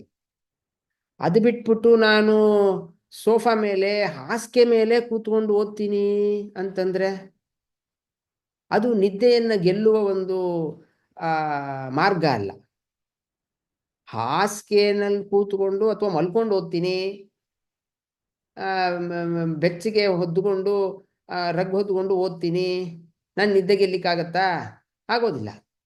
ಹಾಸಿಗೆ ದೂರ ಇರಬೇಕು, ಹಾಸಿಗೆಯಿಂದನೇ ದೂರ ಇರಬೇಕು. ಆವಾಗ ಸ್ವಲ್ಪ ನಿದ್ದೆಯನ್ನು ಗೆಲ್ಲಬಹುದು. ಹಾಗೆ ಹೇಳ್ತಾ ಇರೋದು, ದೂರದಲ್ಲೇನೆ ಆ ವಿಷಯಗಳನ್ನ ತಮ್ಮ ಹತ್ರಕ್ಕೆ ತಗೊಳ್ಬಾರದು. ನಾನು ಚಾತುರ್ಮಾಸ್ಯದಲ್ಲಿ ಹೊರಗಡೆ ಏನು ತಿನ್ನಬಾರದು ಅಂತ ನಾನು ಶಪಥ ಮಾಡಿದ್ದೇನೆ. ಸರಿ, ಏನ್ ಮಾಡ್ಬೇಕು? ತಿನ್ನಬಾರದು ಅಂತಂದ್ರೆ ಫ್ರೆಂಡ್ಸ್ ಜೊತೆ ಹೋಟೆಲ್ಗೆ ಹೋದ್ರೆ, ನಾನು ಹೋಟೆಲ್ಗೆ ಹೋದ್ರೂ ತಿನ್ನಲ್ಲ ರೀ, ಅದು ಬೇರೆ, ಅದು ಸ್ವಲ್ಪ ಮೇಲಿನ ಮಟ್ಟದ್ದು. ಯಾರು ಸ್ವಲ್ಪ ಮನಸ್ಸು ವೀಕ್ ಆಗಿರುತ್ತಲ್ವಾ, ಅವನು ಹೋಟೆಲ್ಗೆ ಹೋಗ್ಬಾರ್ದು, ಫ್ರೆಂಡ್ಸ್ ಜೊತೆ ಹೋಟೆಲ್ಗೆ ಹೋಗ್ಬಾರ್ದು. ಯಾರು ಈ ತರ ನಾನು ಹೊರಗಡೆ ತಿನ್ನೋದಿಲ್ಲ ಅಂತ ಶಪಥ ಮಾಡಿರ್ತಾರೆ, ಅವರು ಆ ಹೊರಗಡೆ ಪದಾರ್ಥಗಳ ಹತ್ರ ಬರೋ ಸಂಬಂಧವನ್ನೇ ಇಟ್ಕೊಳ್ಬಾರ್ದು. ಆ ವಿಷಯವನ್ನು ಹೇಳ್ತಾ ಇದ್ದಾರೆ. ವಿಷಯ ಸನ್ನಿಧಾನ ವರ್ಜನಂ. ನೋಡ್ರಿ, ನಾನು ಇಷ್ಟು ನಾನು ಟಿವಿ ಏನೋ ಸೀರಿಯಲ್ಲು ಅದು ಇದು ಎಲ್ಲ ನೋಡ್ತೀನಿ, ಫಿಲಮ್ ಎಲ್ಲ ನೋಡ್ತೀನಿ, ಸಿನಿಮಾಗೆ ಹೋಗ್ತೀನಿ, ಆದರೆ ನನಗೆ ಯಾವ ಒಂದು ಅದರಿಂದ ಪರಿಣಾಮನೂ ಆಗೋದಿಲ್ಲ. ಅವನು ದೊಡ್ಡವನು, ಅವನು ಯಾರೆಲ್ಲ ನೋಡಿ ಎಲ್ಲ ಮಾಡಿ ಏನು ಪರಿಣಾಮ ಆಗೋದಿಲ್ಲ ಅನ್ನೋನು ನಮಸ್ಕಾರ ಮಾಡ್ಬೇಕು, ಅವನು ಯೋಗಿ. ಅವನು ಅದೇ ಅವ್ರ ಬಗ್ಗೆ ಹೇಳ್ತಾ ಇಲ್ಲ ಇಲ್ಲಿ. ಸಾಮಾನ್ಯ ಜನರಿಗೆ ಏನು ಹೇಳ್ತಾ ಇದ್ದಾರೆ, ನೀವು ಆ ಟಿವಿ ಸೀರಿಯಲ್ನೇ ನೋಡ್ಬೇಡಿ, ಅದೆಲ್ಲ ಮೀನಿಂಗ್ಲೆಸ್ಸು, ಅನ್ವಾಂಟೆಡ್ಡು, ಅದನ್ನೆಲ್ಲ ತಲೆಗೆ ಹಾಕೊಂಡು ಮನಸ್ಸು ವಿಚಲಿತವಾಗುವುದು ಅಂದ್ರೆ ಏನು? ಒಟ್ಟು ಪರಮಾತ್ಮನ ಕಡೆ ನಿಲ್ಲೋದಿಲ್ಲ ಅಂತ ಅರ್ಥ. 10 ಗಾಯತ್ರಿ ಜಪ ಮಾಡಬೇಕು ಅಂದ್ರೆ ಆ ಟಿವಿ ಸೀರಿಯಲ್ದೇ ಏನೋ ಬರ್ತಾ ಇರುತ್ತೆ, ಸಿನಿಮಾದೇ ಏನೋ ಬರ್ತಾ ಇರುತ್ತೆ ತಲೆಯಲ್ಲಿ, ಮನಸ್ಸಿನಲ್ಲಿ. ಇಲ್ಲ, ನಾನು ಅದೆಲ್ಲ ನೋಡುವ ಪರಮಾತ್ಮನ ಧ್ಯಾನ ಮಾಡ್ತೀನಿ ಅಂತಂದ್ರೆ ಅವ್ರು ನೀವು ಬರಲೇಬೇಡಿ ಅಂತ ಈ ಶ್ಲೋಕವನ್ನೇ ಓದ್ಬೇಡಿ, ನಿಮ್ಗೆ ಅಲ್ವೇ ಇಲ್ಲ ಈ ಶ್ಲೋಕ. ಯಾರಿಗೆ ಮನಸ್ಸು ಆ, ಪರಮಾತ್ಮನ ಕಡೆ ಇರಬೇಕು, 10 ಗಾಯತ್ರಿ ಜಪ ಮಾಡಬೇಕಾದ್ರೂ ಸ್ವಲ್ಪ ಪರಮಾತ್ಮನ ಕಡೆ ಮನಸ್ಸು ಹೋಗ್ಬೇಕು ಅಂತಿರುತ್ತೆ, ಅವ್ರಿಗೇನು ಹೇಳ್ತಾ ಇದ್ದಾರೆ, ನೀವು ಅಂತಹ ಚಲನಚಿತ್ರಗಳನ್ನ, ಬೇಡದೇ ಇರೋ ಸೀರಿಯಲ್ಗಳು, ಅದನ್ನ ನೋಡ್ಲೇಬೇಡ್ರಿ ಅಂತ ಅರ್ಥ. ಸರಿ, ಒಟ್ಟು ಏನಾಯ್ತು ಈಗ? ಈ ಶ್ಲೋಕದಲ್ಲಿ ಏನ್ ಹೇಳ್ತಾ ಇದ್ದಾರೆ ಅಂದ್ರೆ, ಇಂದ್ರಿಯ ಜಯವನ್ನ ಹೇಗೆ ಸಂಪಾದನೆ ಮಾಡಬೇಕು ಅಂದ್ರೆ ವಿಷಯ ಸನ್ನಿಧಾನ ವರ್ಜನಂ. ಇದು ಅಸಾಧಾರಣ ಕಾರಣ. ನೋಡಿ, ಶಾಸ್ತ್ರದಲ್ಲಿ ಏನಿದೆ ಅಂದ್ರೆ, ಯಾವುದೋ ಒಂದು ಕಾರ್ಯ ಹುಟ್ಟಬೇಕು ಅಂದ್ರೆ 2 ಕಾರಣ ಇರುತ್ತೆ. ಅಸಾಧಾರಣ ಕಾರಣ, ಸಾಧಾರಣ ಕಾರಣ ಅಂತ 2 ಕಾರಣ ಇರುತ್ತೆ. ಉದಾಹರಣೆಗೆ, ಒಂದು ಅಕ್ಕಿ ನಾನು ಬೇಯಕ್ಕಿಡ್ತೀನಿ, ಅನ್ನ ಆಗಬೇಕು. ಇದಕ್ಕೆ ಅಸಾಧಾರಣ ಕಾರಣ ಏನು ಅಂತಂದ್ರೆ, ಅಕ್ಕಿ ಅಂತೂ ಬೇಕೇ ಬೇಕು, ನೀರು ಹಾಕಬೇಕು, ಆಮೇಲೆ ಬೆಂಕಿ ಬೇಕು, ಅದು ಇದ್ಲಲ್ಲೋ ಒಲೆಯಲ್ಲೋ ಇಡ್ತೀನಿ, ಬೆಂಕಿ ಬೇಕು. ಇದಿಷ್ಟಿದ್ರೆ ಅನ್ನ ಆಗತ್ತೆ. ಅದು ಅಸಾಧಾರಣ ಕಾರಣ. ಸಾಧಾರಣ ಕಾರಣ ಏನು ಅಂದ್ರೆ, ಅದು ಎಲ್ಲಾ ಕಾರ್ಯಗಳಿಗೂ ಬೇಕಾಗುವಂತಹ ಕಾರಣ, ಬರೀ ಅನ್ನ ಮಾಡೋದಿಕ್ಕೆ ಅಂತಲ್ಲ. ಯಾವುದು? ಉದಾಹರಣೆಗೆ ಆ ಅದೃಷ್ಟ. ಅದೃಷ್ಟ ಅಂದ್ರೇನು? ಇವನ್ ಪುಣ್ಯ ಇರಬೇಕು. ಈಗ ಯಾರೋ ಅನ್ನ ಮಾಡಬೇಕು, ನಾನು ಬೆಳಗ್ಗೆ ಊಟ ಮಾಡಬೇಕಾಗಿದೆ, ಅನ್ನಕ್ಕೆ ಇಟ್ಕೊಳ್ತೀನಿ, ಎಲ್ಲ ಇದೆ, ಅಕ್ಕಿ ಇದೆ, ಅನ್ನ ಇದೆ, ಅಯ್ಯೋ ನೀರಿದೆ, ಒಲೆ ಹೊಚ್ಚಿಸ್ಕೊಂಡೆ ಇಟ್ಕೊಂಡೆ, ಆದರೆ ಅದು ಏನು ಸೀದೋಯ್ತು. ಏನಾಯ್ತು? ಅದೃಷ್ಟ ಇಲ್ಲ ಇವನಿಗೆ, ತಿನ್ಬೇಕು ಸರಿಯಾಗಿ ಆಗಿರೋ ಅನ್ನ ತಿನ್ಬೇಕು ಅನ್ನೋ ಅದೃಷ್ಟ ಇಲ್ಲ. ಅದೃಷ್ಟ ಅಂದ್ರೆ ಪಾಪ ಪುಣ್ಯ, ಪುಣ್ಯ ಇಲ್ಲ ಇವನಿಗೆ. ಅದು ಸಾಧಾರಣ ಕಾರಣ. ನಾವು ಏನೇ ಒಂದು ನೀರು ಕುಡಿಬೇಕು, ಮಲ್ಕೊಳ್ಬೇಕು, ಏನ್ ಬೇಕು ಅಂದ್ರೂ ಅದೃಷ್ಟ ಅನ್ನೋದು ಒಂದು ಇರಲೇಬೇಕು, ಸಾಧಾರಣ ಕಾರಣ. ಪರಮಾತ್ಮ ಅವನು ಸಾಧಾರಣ ಕಾರಣ, ಕಾಲ ಅದೊಂದು ಸಾಧಾರಣ ಕಾರಣ. ಹೀಗೆ ಕೆಲವು ಸಾಧಾರಣ ಕಾರಣಗಳು ಅಂತಿರುತ್ತೆ, ಕೆಲವು ಅಸಾಧಾರಣ ಕಾರಣಗಳು ಅಂತ. ಎಲ್ಲಾ ಕಾರ್ಯಕ್ಕೂ ಅಸಾಧಾರಣ ಕಾರಣ ಒಂದು ಇದ್ದೇ ಇರುತ್ತೆ. ನಾನು ಫಸ್ಟ್ ರ್ಯಾಂಕ್ ಪಡಿಬೇಕು ಎಕ್ಸಾಮಲ್ಲಿ ಅಂದ್ರೆ ಓದಬೇಕು, ಅದು ಅಸಾಧಾರಣ ಕಾರಣ.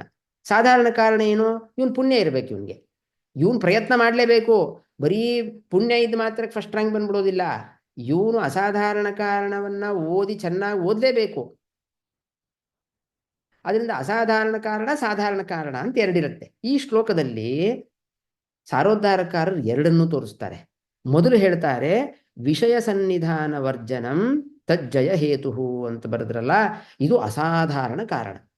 ಇಂದ್ರಿಯ ಜಯವಾಗಬೇಕು ಅಂತಂದ್ರೆ ನೀವು ವಿಷಯದಿಂದ ದೂರ ಇರಿ, ಅದು ಅಸಾಧಾರಣ ಕಾರಣ ಮೊದಲು ಹೇಳೋದು.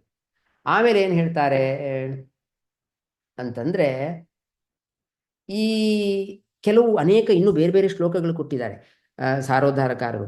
ಏನಂದ್ರೆ, ವಿಷಯಕ್ಕೂ ಇಂದ್ರಿಯಕ್ಕೂ ಬರೀ ಶ್ಲೋಕದಿಂದ ಡಿರೈವ್ ಮಾಡ್ತಾ ಇಲ್ಲ ಸಾರೋದ್ಧಾರಕಾರರು. ಅವರು ಏನು ವಿಷಯ ಸನ್ನಿಧಾನ ವರ್ಜನ ಅಂತ ಹೇಳಿದ್ರಲ್ವಾ, ಅದಕ್ಕೆ ಸಪ್ತಮ ಸ್ಕಂದದಲ್ಲಿ ಬರುವ ಅನೇಕ ಶ್ಲೋಕಗಳನ್ನು ಕೊಡ್ತಾ ಇದ್ದಾರೆ ನೋಡಿ. ಅದರಲ್ಲಿ ಸುಮ್ಮನೆ ಹೇಳ್ತೀನಿ, ವಿಷಯ ಇಂದ್ರಿಯ ಸಂಯೋಗಾತ್ ಮನಃ ಕ್ಷುಭ್ಯತಿ. ವಿಷಯ ಮತ್ತು ಇಂದ್ರಿಯಗಳ ಸಂಬಂಧ, ಇದರಿಂದ ಮನಸ್ಸು ವಿಚಲಿತವಾಗುತ್ತದೆ ಅಂತ ಸ್ಪಷ್ಟ ವಾಕ್ಯ. ಅದೇ ಈ ಶ್ಲೋಕದಲ್ಲಿ ಅಷ್ಟು ಸ್ಪಷ್ಟ ಗೊತ್ತಾಗೋದಿಲ್ಲ. ಅವ್ರು ಕೊಟ್ಟಿರೋದ್ರಲ್ಲಿ ಏನ್ ಹೇಳ್ತಾ ಇದ್ದಾರೆ ಇಲ್ಲಿ, ಸುಮ್ಮನೆ ವಿಷಯಗಳಿಂದ ದೂರ ಇರ್ರಪ್ಪ, ಇಂದ್ರಿಯಾಣಿ ಬಹಿಹೀನ ವಿಸೃಜೇತ್ ಅಂತ ಅಷ್ಟೇ ಇದೆ. ಆದ್ರೆ ಅದಕ್ಕೆ ಅರ್ಥ ಬರೆದ್ರು, ಇಲ್ಲ ನೀವು ವಿಷಯ ಸನ್ನಿಧಾನ ವರ್ಜನ ಅಂತ ಬರೆದ್ರು. ಅದಕ್ಕೆ ತಾವು ಬರೆದಿರುವ ಅರ್ಥಕ್ಕೆ ಪ್ರಮಾಣ ಇದೆ ಅಂತ ಭಾಗವತದ್ದೇ ಶ್ಲೋಕವನ್ನು ಕೊಡ್ತಾ ಇದ್ದಾರೆ. ಕೊಟ್ಟು ಹೇಳ್ತಾರೆ, ಸಾಧಾರಣ ಕಾರಣ ಯಾವುದಪ್ಪ ಇಂದ್ರಿಯ ಜಯಕ್ಕೆ ಅಂತ ಹೇಳ್ತಾರೆ. ಆ 2ನೇ ಸಾಲಲ್ಲಿದೆ ನೋಡಿ ಶ್ಲೋಕದಲ್ಲಿ, ಯಾರು ಭಗವದ್ಭಕ್ತರು ಅಂತ ಇರ್ತಾರಲ್ಲ, ಅವರ ಸಂಬಂಧ ಇದೆಯಲ್ಲ, ಸಂಘ, ಅದು ಸರ್ವಕಾರ್ಯ ಸಾಧಕೇನ, ಎಲ್ಲ ಕಾರ್ಯವನ್ನು ಸಾಧನೆ ಮಾಡುವಂತಹ ಸಾಧಾರಣ ಕಾರಣ ಅದು. ಸಜ್ಜನರ ಸಮಾಗಮ, ಸಜ್ಜನರ ಸಂಪರ್ಕ ಅಂತಿದೆಯಲ್ವಾ, ಅದು ಸರ್ವಕಾರ್ಯ ಸಾಧಕ. ಸರ್ವಕಾರ್ಯ ಸಾಧಕ ಅಂದ್ರೆ ಏನು? ಎಲ್ಲದಕ್ಕೂ ಬೇಕು. ಎಲ್ಲದಕ್ಕೂ ಅಂದ್ರೆ ಏನು? ಅದು ಭಕ್ತಿ ಹುಟ್ಲಿಕ್ಕೆ ಇರ್ಬೋದು, ಜ್ಞಾನ ಹುಟ್ಲಿಕ್ಕೆ ಇರ್ಬೋದು, ವೈರಾಗ್ಯ ಬರ್ಲಿಕ್ಕೆ ಇರ್ಬೋದು, ಯಾವುದೇ ಒಂದು ಭಾಗವತ ಧರ್ಮ ಅನುಷ್ಠಾನವನ್ನ ನಾವು ಮಾಡಿ ಮುಂದೆ ಹೋಗಬೇಕು ಅಂತಂದ್ರೆ ಸಜ್ಜನರ ಸಂಬಂಧ, ಅವರ ಸಂಪರ್ಕ, ಅವರ ಒಡನಾಟದಲ್ಲಿರೋದು ಅನ್ನೋದು ಸಾಧಾರಣ ಕಾರಣ. ನಾವಾಗ ಹೇಳಿದ್ನಲ್ಲ, ಪಾಪ ಪುಣ್ಯ, ದೇವರು, ಕಾಲ, ದೇಶ. ದೇಶ ಬೇಕಲ್ವಾ, ಒಂದು ಸ್ಪೇಸ್ ಅಂತಿದ್ರೇನೆ ಏನಾದ್ರು ಒಂದು ಕಾರ್ಯ ಮಾಡ್ಲಿಕ್ಕೆ ಸಾಧ್ಯ. ಅದೆಲ್ಲ ಸಾಧಾರಣ ಕಾರಣ. ಹಾಗೆಯೇ ಸಜ್ಜನರ ಸಮಾಗಮ ಎನ್ನುವುದು ಮೋಕ್ಷ ಮಾರ್ಗಕ್ಕೆ ಸಾಧಾರಣ ಕಾರಣ. ಆದ್ರಿಂದ ಇಂದ್ರಿಯ ಜಯಕ್ಕೂ ಅದು ಕಾರಣನೇ. ಎಲ್ಲದಕ್ಕೂ ಕಾರಣ ಅಂದಮೇಲೆ ಇಂದ್ರಿಯ ಜಯಕ್ಕೂ ಕಾರಣನೇ. ಆದರೆ ಆ ಪರಮ ಇದು ವಿಷಯ ಸನ್ನಿಧಾನ ವರ್ಜನ ಅಂತಿದೆಯಲ್ವಾ, ಅದು ಅಸಾಧಾರಣ ಕಾರಣ. ಇಂದ್ರಿಯ ಜಯಕ್ಕೆ ಅಸಾಧಾರಣ ಕಾರಣ ಅಂತಾಯ್ತು. ಇದಾದ ಮೇಲೆ ನಾವು ಅವ್ರು ಇಷ್ಟು ಬರೆದಿದ್ದಾರೆ, ಸಾರೋದ್ಧಾರಕಾರರು ಇಷ್ಟು ಬರೆದಿದ್ದಾರೆ. ಸಾಧಾರಣ ಕಾರಣ ಯಾವುದು, ಅಸಾಧಾರಣ ಕಾರಣ ಯಾವುದು ಅಂತ ಬರೆದಿದ್ದಾರೆ. ಆದರೆ ಇದೇ ಅರ್ಥ ವೇದವ್ಯಾಸ ದೇವರು ಇದರಲ್ಲಿ ಏನು ಭಾಗವತದಲ್ಲಿ ಇಟ್ಟಿದ್ದಾರೆ, ಈ ಶ್ಲೋಕ ಸೌಭರಿ ಋಷಿಗಳು ಇಂದ ಏನು ಹೇಳಿಸಿದ್ದಾರೆ, ಇದೇ ಅರ್ಥದಲ್ಲಿ ಇರುವ ಗೀತಾದಲ್ಲಿ ಒಂದು ಶ್ಲೋಕ ಇದೆ. ವಿಷಯ ವಿನಿವರ್ತಂತೆ ನಿರಾಹಾರಸ್ಯ ದೇಹಿನಃ ರಸವರ್ಜಂ ರಸೋಪ್ಯಸ್ಯ ಪರಂ ದೃಷ್ಟ್ವಾ ನಿವರ್ತತೆ ಅಂತ ಒಂದು ಶ್ಲೋಕ ಬರುತ್ತೆ 2ನೇ ಅಧ್ಯಾಯದಲ್ಲಿ. ಅದಾದ ಮೇಲೆ ಒಂದು ಶ್ಲೋಕ ಇದೆ, ಅದು ಇಂಪಾರ್ಟೆಂಟ್. ಏನು? ತಾನಿ ಸರ್ವಾಣಿ ಸಂಯಮ್ಯ ಯುಕ್ತ ಆಸೀತ ಮತ್ಪರಃ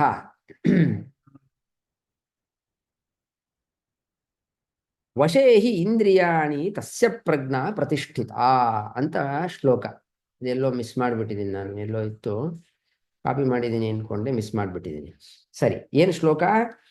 ತಾನಿ ಸರ್ವಾಣಿ ಸಂಯಮ್ಯ ಯುಕ್ತ ಆಸೀತ ಮತ್ಪರಃ ವಶೇಹಿ ಇಂದ್ರಿಯಾಣಿ ತಸ್ಯ ಪ್ರಜ್ಞಾ ಪ್ರತಿಷ್ಠಿತ. ಅಲ್ಲಿ ನೋಡಿ 2-3 ಅಂಶ ಇದೆ.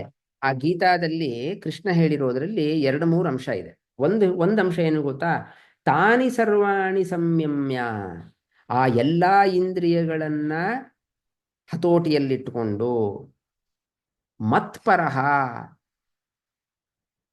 ಮತ್ಪರಃ ಅಂದ್ರೆ ನಾನೇ ಸರ್ವೋತ್ತಮ ಎನ್ನುವ ಬುದ್ಧಿಯಿಂದ ಅಂತ ಅರ್ಥ. ಯಾರು ಇರ್ತಾನೋ ಅವನಿಗೆ ಇಂದ್ರಿಯಾಣಿ ವಶಂ, ಇಂದ್ರಿಯಗಳು ಹತೋಟಿಯಲ್ಲಿ ಇರುತ್ತವೆ ಅಂತಿದೆ.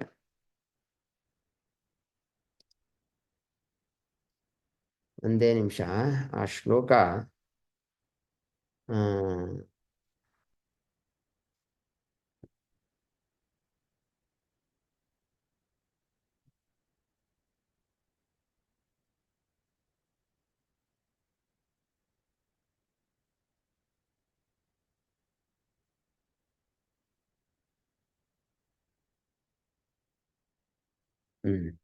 ಇಲ್ಲಿ ಕಾಪಿ ಮಾಡಿದ್ದೀನಿ ಈಗ. ತಾನಿ ಸರ್ವಾಣಿ ಸಂಯಮ್ಯ ಯುಕ್ತ ಆಸೀತ ಮತ್ಪರಃ ವಶೇಹಿ ಯಸ್ಯೇಂದ್ರಿಯಾಣಿ ತಸ್ಯ ಪ್ರಜ್ಞಾ ಪ್ರತಿಷ್ಠಿತ. ಇದರಲ್ಲಿ ನೋಡಿ ಏನಿದೆ, 2 ಅಂಶ ಇದೆ. ತಾನಿ ಸರ್ವಾಣಿ ಸಂಯಮ್ಯ, ಅದೆಲ್ಲಾ ಇಂದ್ರಿಯಗಳನ್ನ ಹತೋಟಿಯಲ್ಲಿಟ್ಟುಕೊಂಡು, ಮತ್ಪರಃ ಅಂದ್ರೆ ನಾನೇ ಸರ್ವೋತ್ತಮ ಅಂತ ಪರಮಾತ್ಮ ಕೃಷ್ಣ ಹೇಳೋದು. ನನ್ನನ್ನ ಸರ್ವೋತ್ತಮ ಅಂತ ಯಾರು ತಿಳಿದುಕೊಳ್ತಾರೋ ತಸ್ಯ ಇಂದ್ರಿಯಾಣಿ ವಶ್ಯಾನಿ.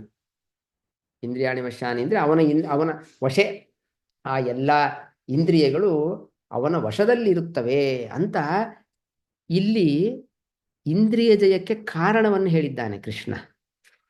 ಅಲ್ಲಿ ಏನು ಹೇಳಿದ್ರು? ಇಂದ್ರಿಯ ಜಯಕ್ಕೆ ಕಾರಣ ವಿಷಯ ಸನ್ನಿಧಾನ ವರ್ಜನ ಎನ್ನುವುದು ಅಸಾಧಾರಣ ಕಾರಣ ಅಂತ ಹೇಳಿದರು. ಇಲ್ಲೂ ಕೂಡ ಕೃಷ್ಣ ಹೇಳಿದ್ದಾನೆ ತಾನಿ ಸರ್ವಾಣಿ ಸಂಯಮ್ಯ. ನೋಡಿ, ಈ ಈ ಈ ಪದಗಳಿದೆಯಲ್ವಾ, ಇದು ವಿಷಯದ ಸನ್ನಿಧಾನದಿಂದ ದೂರರಾಗಿದ್ದು ಆ ಇಂದ್ರಿಯಗಳನ್ನ ಹತೋಟಿಯಲ್ಲಿ ಇಟ್ಟುಕೊಳ್ಳ್ರಿ. ಅದ್ರ ಜೊತೆಗೆ ಮತ್ ಪರಹ, ನಾನು ಸರ್ವೋತ್ತಮ ಅಂತ ತಿಳಿದರೆ ನಿಮಗೆ ಇಂದ್ರಿಯಗಳು ಸುಲಭವಾಗಿ ವಶದಲ್ಲಿರುತ್ತವೆ ಅಂತ ಈ ಕೃಷ್ಣನ ಈ ಶ್ಲೋಕದ ತಾತ್ಪರ್ಯ. ಇಲ್ಲಿ ಸ್ವಲ್ಪ ಗೀತಾ ವಿವೃತ್ತಿ ರಾಯರು ಈ ಶ್ಲೋಕಕ್ಕೆ ಅರ್ಥ ಬರೆದಿದ್ದಾರೆ. ಅವರ ಗೀತಾ ವಿವೃತ್ತಿಯಲ್ಲಿ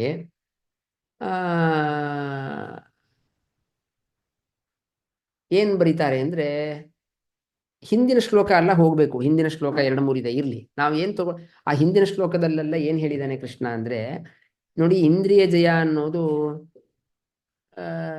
ಸುಮ್ಮನೆ ಏನೋ ನಾವು ಊಟ ಮಾಡ್ದಂಗೆ ಉಸಿರಾಡ್ದಂಗೆ ಆರಾಮಾಗಿ ಬಂದ್ಬಿಡುತ್ತೆ ಇಂದ್ರಿಯ ಜಯ ಅಂತ ತಿಳ್ಕೊಳ್ಬೇಡಿ. ಆಮೇಲೆ ಹಿಂದೆ ಇನ್ನೊಂದು ಶ್ಲೋಕ ಇದೆ, ಏನು ಇದೇ ಶ್ಲೋಕ, ವಿಷಯ ವಿನಿವರ್ತಂತೆ ನಿರಾಹಾರಸ್ಯ ದೇಹಿನಃ. ನೀವು ಇಂದ್ರಿಯಗಳನ್ನು ಹತೋಟಿಯಲ್ಲಿಡಬೇಕು ಅಂತಂದ್ರೆ ಅದಕ್ಕೆ ಆಹಾರ ಕೊಡಬೇಡ್ರಿ. ಆಹಾರ ಕೊಟ್ಟಷ್ಟುವೆ ಆ ಇಂದ್ರಿಯಗಳು ಅದು ಬೇಕು ಇದು ಬೇಕು ಅಂತಿರುತ್ತೆ. ಈಗ ನಮ್ಗೆ ಏಕಾದಶಿ, ನಾವು ಏನು ಆಹಾರನೇ ಕೊಟ್ಟಿರಲ್ಲ ಯಾವ ಇಂದ್ರಿಯಕ್ಕೂ, ಅದರಿಂದ ಅದು ಡೌನ್ ಆಗಿರುತ್ತೆ ಅಲ್ವಾ. ಅದು ನೋಡ್ಬೇಕು ಇದು ನೋಡ್ಬೇಕು ಅಲ್ಲಿ ಹೋಗ್ಬೇಕು ಇಲ್ಲಿ ಹೋಗ್ಬೇಕು ಅಂತ ಏನು ಮನಸ್ಸು ಅದು ಸಂಕಲ್ಪನೆ ಮಾಡೋದಿಲ್ಲ. ಯಾಕೆ? ಅಯ್ಯೋ ಎನರ್ಜಿನೇ ಇಲ್ಲಪ್ಪ, ಎಲ್ಲಿ ಹೋಗೋದು, ಏನು ಬೇಡ, ಆರಾಮಾಗಿ ಮಲ್ಕೊಂಡಿರೋಣ, ಆರಾಮಾಗಿ ಅನ್ನೋದಕ್ಕಿಂತ ಸುಸ್ತು. ಅದರಿಂದ ಅದಕ್ಕೆ ಇಂದ್ರಿಯಗಳಿಗೆ ನಾವು ನಿರಾಹಾರರಾಗಿಬಿಟ್ರೆ, ಅಂದರೆ ಜಾಸ್ತಿ ಅಂದರೆ ಏಕಾದಶಿ ಅಂತೂ ಏನೋ ತಗೊಳ್ಳೋ ಹಾಗೇ ಇಲ್ಲ, ಆ ತರಹ ಇದ್ಬಿಟ್ರೆ ಇಂದ್ರಿಯಗಳು ತಾವಾಗೆ ಹತೋಟಿಲಿ ಬರುತ್ತೆ ಅಂತ ಹಿಂದೆ ಕೃಷ್ಣ ಹೇಳಿದ್ದಾನೆ. ಅದಕ್ಕೆ ರಾಯರು ಪ್ರಶ್ನೆ ಮಾಡ್ತಾರೆ, ಅಲ್ಲ ಏನಿದು ಸಾಧಾರಣ ಯತ್ನ, ಏನಪ್ಪ ನಾವಿಷ್ಟು ಪ್ರಯತ್ನ ಹಾಕ್ತೀವಿ ಸಿಗತ್ತೆ ಅಂದರೆ ಒಂದು ಪ್ರವೃತ್ತಿ ಅಂತ ಇರುತ್ತೆ, ಅದು ನಮ್ಮ ಕೈಗೆ ಎಟ್ಕೋದಿಲ್ಲ ಅಂದರೆ ಅದನ್ನು ಯಾರು ಪ್ರವೃತ್ತಿ ಮಾಡ್ತಾರೆ? ಆಮೇಲೆ ನೀವು ವಿವೇಕ ಜ್ಞಾನ ಅಂದರೆ ಯಾವುದು ಕೆಟ್ಟದು ಯಾವುದು ತಪ್ಪು ಅದನ್ನ ತಿಳ್ಕೊಂಡ್ರೂ, ಈಗ ಇಂದ್ರಿಯ ಕಣ್ಣಿದೆ ಅಂತ ಅಥವಾ ಕೈ ಇದೆ ಅಂತ ನಾವು ಏನು ಬೇಕಾದ್ರೆ ಮಾಡ್ತೀವಾ? ಇಲ್ಲ. ಯಾವುದು ಒಳ್ಳೆಯದು ಯಾವುದು ಕೆಟ್ಟದ್ದು ಅಂತ ತಿಳ್ಕೊಂಡು ವಿವೇಕಿಯಾದವನು ಒಳ್ಳೆಯ ಕೆಲಸಗಳನ್ನೇ ಮಾಡ್ತಾನೆ, ತನಗೆ ತೊಂದರೆ ಆಗುವಂತಹ ಕೆಲಸಗಳನ್ನು ಮಾಡೋದಿಲ್ಲ. ಇಷ್ಟೆಲ್ಲ ಇದ್ರೂ ಅದನ್ನ ಗೆಲ್ಲಿಕ್ಕಾಗಲ್ಲ ಅಂತ ನೀ ಅಂತ ಇದೆಯಾ ಕೃಷ್ಣ. ತರ್ಹಿ ಅಶಕ್ಯಾನಿ ಏವ ತಾನಿ ಜೇತುಂ. ಹಂಗಾರೆ ಇಂದ್ರಿಯಗಳನ್ನು ಗೆಲ್ಲಿಕ್ಕೆ ಆಗಲ್ಲ, ಬಿಟ್ಬಿಡು, ಸುಮ್ಮನೆ ಯಾಕೆ ನನಗೆ ಹೇಳ್ತಿ? ನಮ್ಮ ಎಫರ್ಟಿಂದ ಸಿಕ್ಕಾಪಟ್ಟೆ ಎಫರ್ಟ್ ಹಾಕಬೇಕು, ನಮ್ಮ ಕೈಲಾಗಲ್ಲ. ಆಮೇಲೆ ಏನಪ್ಪ ಇಷ್ಟು ತಿಳ್ಕೊಂಡಿದ್ದೀವಿ ಯಾವುದು ಒಳ್ಳೇದು ಕೆಟ್ಟದು ಅದರಿಂದ ನಾನು ಅದು ಅದು ನಾಟ್ ಸಫಿಷಿಯೆಂಟ್ ಅಂತ ಹೇಳಿಬಿಟ್ಟೆ ನೀನು. ಹಂಗಾರೆ ನಮ್ಮ ಇಂದ್ರಿಯಗಳನ್ನು ಗೆಲ್ಲಿಕ್ಕೆ ಆಗಲ್ಲ. ಸರಿ, ನಿರಾಹಾರವಾಗಿ ಇದ್ಬಿಟ್ರೆ ಆಟೋಮ್ಯಾಟಿಕ್ ಆಗಿ ಗೆಲ್ಬಹುದು, ಅದು ದೇಹ ಅವಸ್ಥಿತಿ ಅಸಂಭವಾತ್, ಬದುಕಬೇಡ್ವಾ ನಾವು? ಎಷ್ಟು ದಿನ ಅಂತ ಏನೋ 15 ದಿನಕ್ಕೆ ಒಂದ್ಸಲಿ ಏಕಾದಶಿ ಮಾಡೋದೇ ಕಷ್ಟ ಆಗಿದೆ, ಒಂದೊಂದ್ಸಲಿ 2 ಏಕಾದಶಿ ಬೇರೆ ಬಂದ್ಬಿಡುತ್ತೆ. ಎಷ್ಟು ಕಷ್ಟ ಇದೆ. ನೀನು ಯಾವಾಗಲೂ ಪರ್ಮನೆಂಟ್ ಆಗಿ ನಿರಾಹಾರನಾಗಿರ್ಬೇಕು ಅಂದ್ರೆ ನಾವ್ ಹೆಂಗ್ ಬದುಕಬೇಕು? ಆದ್ದರಿಂದ ಇನ್ನೊಂದು ಹೇಳಿದಾನೆ ಕೃಷ್ಣ, ಹಿಂದಿನ ಶ್ಲೋಕದಲ್ಲಿ ಬಂದಿದೆ ನೋಡಿ, ಅಪರೋಕ್ಷ ಜ್ಞಾನಿ ಆಗಿರ್ತಾನಲ್ಲ ಅವನಿಗೆ ಇಂದ್ರಿಯ ಜಯ ಬಹಳ ಸುಲಭ ಅಂತ ಹೇಳಿದ್ದಾನೆ. ಈ ತಗೊಂಡೇನ್ ಮಾಡ್ಬೇಕು? ಈ ಅಪರೋಕ್ಷ ಜ್ಞಾನ ಆಗ್ಲಿಕ್ಕೇನೆ ಇಂದ್ರಿಯ ಜಯ ಬೇಕಾಗಿದೆ. ಈಗ ಅಪರೋಕ್ಷ ಜ್ಞಾನ ಆದವನಿಗೆ ಇಂದ್ರಿಯ ಜಯ ಸುಲಭ ಅಂದ್ರೆ ನಮಗೇನು ಸಂಬಂಧ? ಆದ್ದರಿಂದ ನೀನು ಹೇಳ್ತಾ ಇರೋದು ನಮಗೆ ಹೇಗೆ ಇಂದ್ರಿಯ ಜಯವನ್ನು ಪಡಿಬೇಕು ಅಂತ ಗೊತ್ತಾಗ್ತಾ ಇಲ್ಲ ಅಂತ ಹಾರ್ದ ಅರ್ಜುನಂದು. ಅಂದ್ರೆ ನಮ್ಮ ದೃಷ್ಟಿಯಿಂದ ಅರ್ಜುನ ದೊಡ್ಡ ಜ್ಞಾನಿ, ಇಂದ್ರಾವತಾರಿ, ಅಪರೋಕ್ಷ ಜ್ಞಾನಿ, ಬೇರೆ ವಿಚಾರ. ನಮ್ಮಗಳ ದೃಷ್ಟಿಯಿಂದ ಪ್ರಶ್ನೆ ಮಾಡ್ತಾನೆ. ಅದಕ್ಕೆ ಕೃಷ್ಣ ಹೇಳ್ತಾನೆ ಈ ಶ್ಲೋಕ, ತಾನಿ ಸರ್ವಾಣಿ ಸಂಯಮ್ಯ ಯುಕ್ತ ಆಸೀತ ಮತ್ಪರಃ ಎನ್ನುವ ಶ್ಲೋಕ. ಅಲ್ಲಿ 2 ಅಂಶವನ್ನು ಹೇಳಿದಾನೆ ಕೃಷ್ಣ. ಏನು? ಆ ಇಂದ್ರಿಯಗಳನ್ನು ಸರ್ವಾಣಿ ಸಂಯಮ್ಯ. ಸಂಯಮ್ಯ ಅಂದ್ರೆ ಏನು ನೋಡಿ, ವಿಷಯೇಭ್ಯ ಉಪಸಂಹೃತ್ಯ. ರಾಯರ್ ಬರೀತಾರರ್ಥ.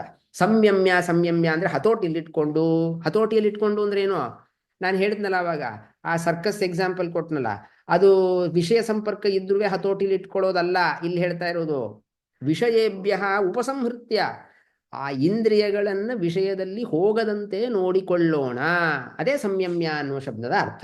ಅದನ್ನೇ ಅಲ್ಲಿ ಸಾರೋದ್ಧಾರಕಾರರು ಬರೆದಿದ್ದು, ವಿಷಯ ಸನ್ನಿಧಾನ ವರ್ಜನಂ. ಆಮೇಲೆ ಅದು ಒಂದು ಎಲಿಮೆಂಟ್. ಆಮೇಲೆ ಮತ್ ಪರಹ ಅಂದ್ರೆ ಏನರ್ಥ? ರಾಯರು ಬರೀತಾರೆ, ಅಹಮೇವ ಭಗವಾನ್. ಅಹಮೇವ ಅಂದ್ರೆ ಭಗವಾನ್ ಕೃಷ್ಣ ಏವ. ಯಾಕಂದ್ರೆ ಕೃಷ್ಣ ಹೇಳ್ಕೊತಾ ಇರೋದು ನಾನೇ ಸರ್ವೋತ್ತಮ ಅಂತ ಯಾರು ತಿಳ್ಕೊಳ್ತಾರಲ್ಲ ಅವನು ಮತ್ಪರ ಆಗಿರ್ತಾನೆ. ಅಂದ್ರೆ ಈಗ ಯಾರೋ ಒಬ್ಬ ಎಕ್ಸ್ ಚೈತ್ರ, ಅವನು ತಿಳ್ಕೊಳ್ತಾ ಇದ್ದಾನೆ. ಪರಮಾತ್ಮ ಸರ್ವೋತ್ತಮ ಅಂತ ಜ್ಞಾನ ಮಾಡಿಕೊಂಡ್ರೆ ಸಾಕು, ಅವನು ಮತ್ಪರ ಆಗ್ತಾನೆ. ಅಂದ್ರೆ ಭಗವಾನೇವ ಸರ್ವೋತ್ತಮ ಇತಿ ಜ್ಞಾತ್ವಾ. ಎಷ್ಟು ಸಿಂಪಲ್ ಆಗಿ ಬರೀತಾರ ರಾಯ, ನಮ್ಗೆಲ್ಲ ಅರ್ಥ ಆಗುವ ಹಾಗೆ. ಪರಮಾತ್ಮನೇ ಸರ್ವೋತ್ತಮ ಅಂತ ತಿಳ್ಕೊಳ್ಬೇಕು. ಅದರಿಂದ ಎರಡು ಅಂಶ ಇದೆ: ವಿಷಯ ಸನ್ನಿಧಾನ ವರ್ಜನ, ಭಗವಂತ ಸರ್ವೋತ್ತಮ ಅಂತ ಯಾರು ಇರ್ತಾರೋ ಅವನಿಗೆ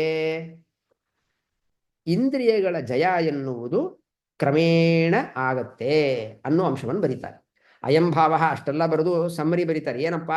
ಯದ್ರಪಿ ಇಂದ್ರಿಯ ಜಯೇ ಪರೋಕ್ತಃ ಪ್ರತ್ಯಾಹಾರಾದಿ ಸಾಧಾರಣ ಪ್ರಯತ್ನ ನ ಸಾಧನಂ ನಾಪಿ ನಿರಾಹಾರತ್ವಾದಿಕಂ ಪ್ರಾಗುಕ್ತಂ ಯಾಕೆ ಅಶಕ್ಯಂ ತಥಾಪಿ ತತ್ ಪ್ರತಿನಿಧಿನ ಮಹಾಪ್ರಯತ್ನೇಯ ಜೇಯಾನಿ.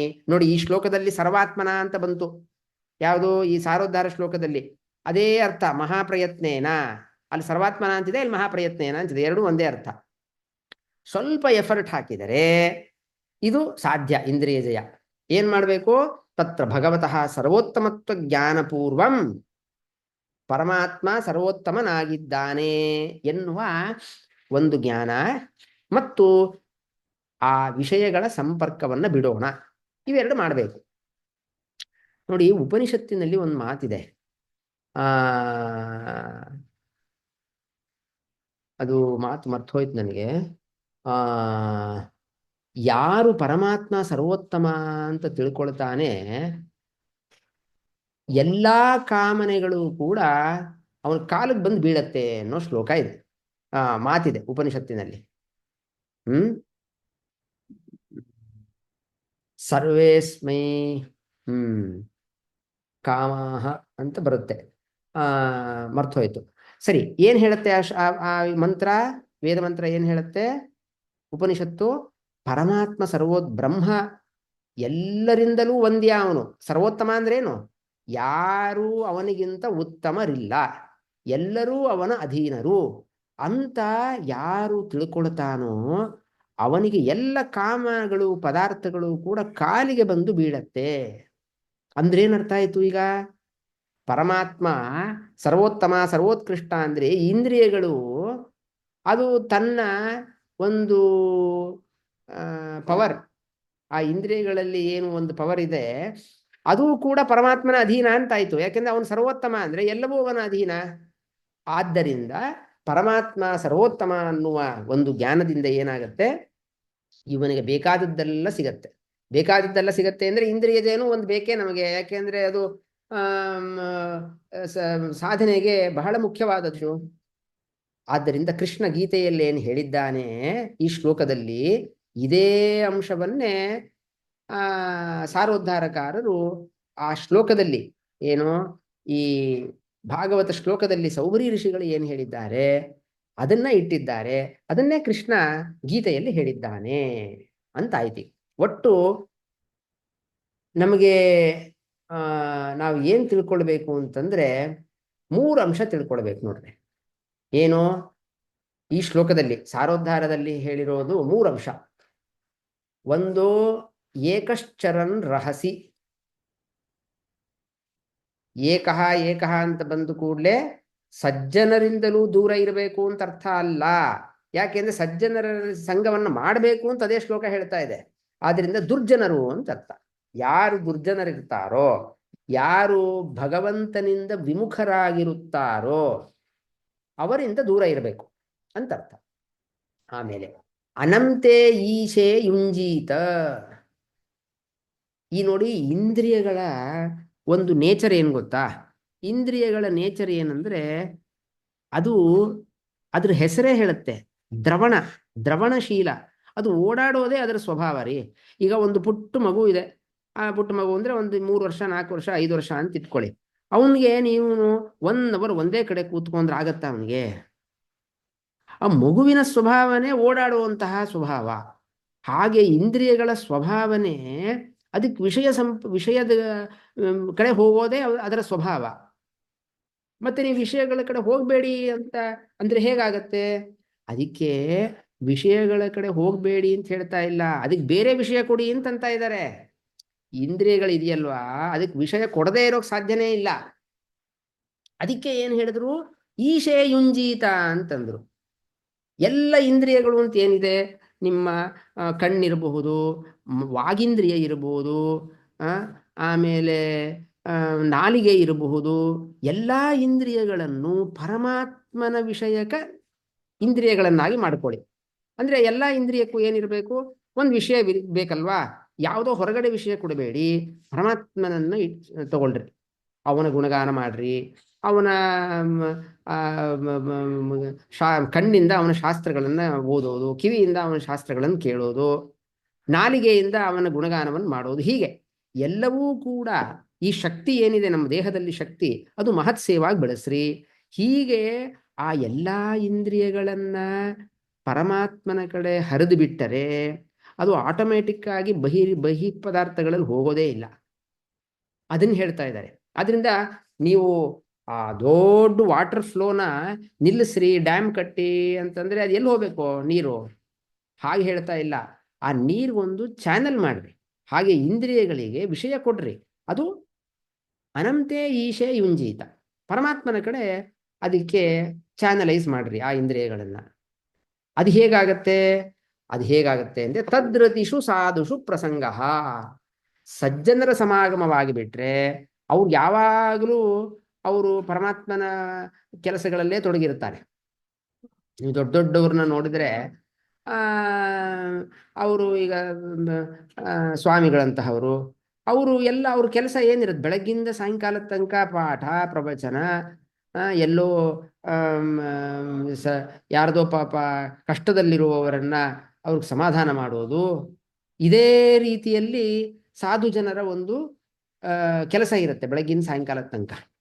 ಅವ್ರ ಜೊತೆ ಸಂಪರ್ಕದಿಂದ ಏನಾಗ್ತೀವಿ, ನಾವು ಕೂಡ ಅವರಂತೇನೆ ಪರಮಾತ್ಮನ ಕಡೆಗೆ ಎಲ್ಲ ಇಂದ್ರಿಯಗಳು ಹೋಗುವಂತೆ ಆಗುತ್ತದೆ. ಅದನ್ನು ಹೇಳ್ತಾ ಇದ್ದಾರೆ. ಆದ್ದರಿಂದ ಈ ಶ್ಲೋಕದಲ್ಲಿ ಅನೇಕ ವಿಷಯಗಳು ಹೇಳಿದ್ದಾರೆ. ಇಂದ್ರಿಯ ಜಯಕ್ಕೆ ಕಾರಣ, ಅಸಾಧಾರಣ ಕಾರಣ ವಿಷಯ ಸಂಪರ್ಕದಿಂದ ವಿಷಯ ಸನ್ನಿಧಾನ ವರ್ಜನ. ಅದನ್ನು ಕೇಳಿದ ಕೂಡಲೇ ಮತ್ತೆ ವಿಷಯ ಸನ್ನಿಧಾನ ವರ್ಜನ ಅಂದ್ರೆ ಬಿಟ್ಬಿಡ್ಬೇಕು ಅಂತಲ್ಲ. ವಿಷಯಗಳಿಲ್ಲದೆ ಹೇಗಾಗತ್ತೆ ಇಂದ್ರಿಯಗಳಿಗೆ? ಅದಕ್ಕೆ ಅಂದ್ರು ಅನಂತೆ ಈಶೆ ಯುಂಜೀತ ಅಂತಂದು ಆ ಇಂದ್ರಿಯಗಳನ್ನ ಪರಮಾತ್ಮನ ಕಡೆಗೆ ಹರಿದು ಬಿಡ್ರಿ. ಅದು ಹೇಗಾಗತ್ತೆ? ತದ್ರತಿಷು ಸಾದಿಷು ಪ್ರಸಂಗ. ಅದರಿಂದ ಈ ಅಂಶಗಳನ್ನ ಇಲ್ಲಿ ಹೇಳಿದ್ದಾರೆ.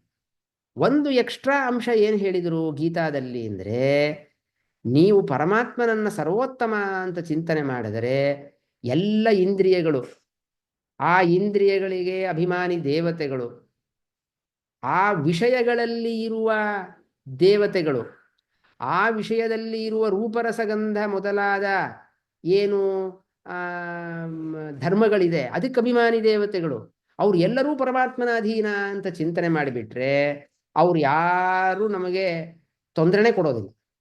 ತೊಂದರೆ ಕೊಡೋದಿಲ್ಲ ಅಂದ್ರೇನು? ನಮಗೆ ದುರ್ಮಾರ್ಗದಲ್ಲಿ ಹೋಗುವಂತಹ ಮನಃಪ್ರವೃತ್ತಿಯನ್ನ ಕೊಡೋದಿಲ್ಲ. ಯಾಕೆ? ಅವ್ರು ಎಲ್ಲರೂ ಪರಮಾತ್ಮನ ಅಧೀನ ಅಂತ ಚಿಂತನೆ ಮಾಡ್ತಾ ಇದೀವಿ ನಾವು. ಆದ್ದರಿಂದ ಪರಮಾತ್ಮನ ಅಧೀನದಲ್ಲಿರುವ ಆ ದೇವತೆಗಳೆಲ್ಲ ನಮ್ಮನ್ನ ಒಳ್ಳೆ ಮಾರ್ಗದಲ್ಲಿ ಹೋಗುವಂತನೇ ಮಾಡ್ತಾರೆ. ಇಷ್ಟು ವಿಷಯ ಈ ಮೊದಲನೇ ಶ್ಲೋಕದಲ್ಲಿ ಬಂದಿದೆ. ಆ ಶ್ಲೋಕದಲ್ಲಿ ಸೌಭರಿ ಋಷಿಗಳು, ಈ ಸೌಭರಿ ಋಷಿಗಳು ಮತ್ತೆ ನಾವು ಏನ್ರಿ ಸೌಭರಿ ಋಷಿಗಳಿಗೆ ಆಗಿಲ್ಲ ಮತ್ತೆ ನಮಗೇನು ಅಂತ ಅನ್ಬೇಡ್ರಿ. ಅವರು ಸೌಭರಿ ಋಷಿಗಳು ವೇದದ್ರಷ್ಟಾರರವರು, ಬಹಳ ಎತ್ತರದಲ್ಲಿದ್ದಾರೆ. ಸಾಮಾನ್ಯ ಋಷಿಗಳೇ ಅಲ್ಲ ಅವರು. ಆಚಾರ್ಯರು ತತ್ವನಿರ್ಣಯದಲ್ಲಿ ಹೇಳ್ತಾರೆ, ಒಬ್ಬ ವೇದದ್ರಷ್ಟಾರ ಅಂತಂದ್ರೆ ವೇದ ಮಂತ್ರಗಳನ್ನು ಕಂಡಿರುವವನು ಅಂತಂದ್ರೆ ಅವನಿಗೆ ಮಿನಿಮಮ್ ಇಷ್ಟು ಗುಣಗಳು ಅಂತ ಇದೆ. ಅಂತಹ ಗುಣಗಳನ್ನು ಹೊಂದಿರಲೇಬೇಕು ಅವನು. ಅದರಿಂದ ಸೌಭರಿ ಋಷಿಗಳು ತುಂಬಾ ದೊಡ್ಡ ಸ್ಥಾನದಲ್ಲಿದ್ದಾರೆ. ನಮ್ಮನ್ನ ನೋಡಿ ಅವರು ಇಂತಹ ಉದ್ಗಾರವನ್ನು ಮಾಡ್ತಾ ಇದ್ದಾರೆ. ಅವ್ರಿಗೆ ಇದು ಗೊತ್ತೇ ಇತ್ತು, ಏನು ಪ್ರಾರಬ್ಧ ಕರ್ಮ ಇಷ್ಟಿದೆ, ಆದ್ದರಿಂದ ನಾನು ಇಷ್ಟು ದೇಹಗಳನ್ನು ಒಟ್ಟಿಗೆ ಸವೆದು ಬಿಟ್ಟು ನನ್ನ ಸುಖ ಪ್ರಾರಬ್ಧವನ್ನ ಕಳ್ಕೊಳ್ಬಹುದು ಅಂತ ಅವ್ರಿಗೆ ಗೊತ್ತೇ ಇತ್ತು. ಆದ್ರಿಂದ ಅವೆಲ್ಲ ತಗೊಂಡ್ರು. ಆದ್ರಿಂದ ಅವರು ಅವ್ರನ್ನ ನೋಡಿ ಅವ್ರಿಗೆ ಆಗೋದಿಲ್ಲ, ಅವ್ರಿಗೆ ಹಿಂಗ ಅವಸ್ಥೆ ಬಂದಿದೆ ಅಂತ ಅನ್ಬಾರ್ದು. ನಮ್ಮಗಳನ್ನ ನೋಡಿ ಅವರು ಇಂತಹ ಉದ್ಗಾರವನ್ನ ತೆಗೆದಿರ್ತಾರೆ. ಆದ್ರಿಂದ ಈ ಶ್ಲೋಕದಲ್ಲಿ ನಾನು ಹೇಳಿದ್ನಲ್ಲ ಆವಾಗಲೇ, ಸಾರೋದ್ಧಾರಕಾರರು ಅವರು ಹೇಳುವ ಅರ್ಥಕ್ಕೆ ಪ್ರಮಾಣವನ್ನಾಗಿ 2-3 ಶ್ಲೋಕಗಳನ್ನು ಕೊಟ್ಟಿದ್ದಾರೆ. ಆ 2-3 ಶ್ಲೋಕಗಳಲ್ಲಿ ಒಂದು ಶ್ಲೋಕ ಮಾತ್ರ ಸ್ವಸಾ ದುಹಿತ್ರಾವ ನಚ ಏಕಾಸನಗೋ ಭವೇತ್ ಬಲವಾನ್ ಇಂದ್ರಿಯ ಗ್ರಾಮೋ ವಿದ್ವಾಂಸಮಪಿ ಕರ್ಷತಿ. ಇದು ಭಾಗವತದಲ್ಲೇ ಬರುವ ಶ್ಲೋಕ. ಒಂದೇ ಹಾಸಿಗೆ ಮೇಲೆ ಒಂದೇ ಆಸನದಲ್ಲಿ ತನ್ನ ತಂಗಿ, ತಾಯಿ ಅಥವಾ ಮಗಳು ಇವರ ಜೊತೆ ಕೂಡ ಕುಳಿತುಕೊಳ್ಳಬಾರದು. ಯಾಕೆ ಅಂದರೆ ಇಂದ್ರಿಯಗಳು ಬಹಳ ಬಲಿಷ್ಠವಾಗಿರುತ್ತೆ. ಬಲವಾನ್ ಇಂದ್ರಿಯ ಗ್ರಾಮ, ಗ್ರಾಮ ಅಂತಂದ್ರೆ ಸಮೂಹ ಅಂತ ಅರ್ಥ. ಇಂದ್ರಿಯಗಳು, ಎಲ್ಲಾ ಇಂದ್ರಿಯಗಳು ತುಂಬಾ ಬಲಿಷ್ಠವಾಗಿರುತ್ತೆ. ಏನ್ರಿ ನನಗೆ ಅದೆಲ್ಲ ಗೊತ್ತು ರೀ, ನಾನು ತುಂಬಾ ಜ್ಞಾನಿ, ನಾನು ಚೆನ್ನಾಗಿ ಅರ್ಥ ಮಾಡ್ಕೊಂಡಿದ್ದೀನಿ ಇಂದ್ರಿಯಗಳು ಅದ್ರ ಎಷ್ಟು ಪವರ್ಫುಲ್ ಆಗಿದೆ ಅಂತ ಏನು ಹೇಳೋದು ಬೇಕಾಗಿಲ್ಲ. ವಿದ್ವಾಂಸಮಪಿ ಕರ್ಷತಿ. ಎಂತಹ ಜ್ಞಾನಿಯಾದರೂ ಕೂಡ ಇಂದ್ರಿಯಗಳು ಅಂತಂದ್ರೆ ಅದು ಬರೀ ಒಂದು ಇಂದ್ರಿಯ ಅಂತಲ್ಲ, ಎಲ್ಲಾ ಇಂದ್ರಿಯಗಳು ಕೂಡ ಎಂತಹ ಜ್ಞಾನಿಯಾಗಿದ್ದರೂ ಕೂಡ ಅದು ಆ ವಿಷಯಗಳು ಅವನನ್ನ ಸೆಳೆದು ಬಿಡುತ್ತೆ, ಆ ಇಂದ್ರಿಯಗಳನ್ನು ಸೆಳೆಯುತ್ತೆ. ಆದ್ದರಿಂದ ವಿಷಯ ಸಂಪರ್ಕದಿಂದ ದೂರ ಇರಿ ಅಂತ ಹೇಳಿದ್ದು. ಇದಕ್ಕೊಂದು ಒಳ್ಳೆ ಕಥೆನೂ ಇದೆ.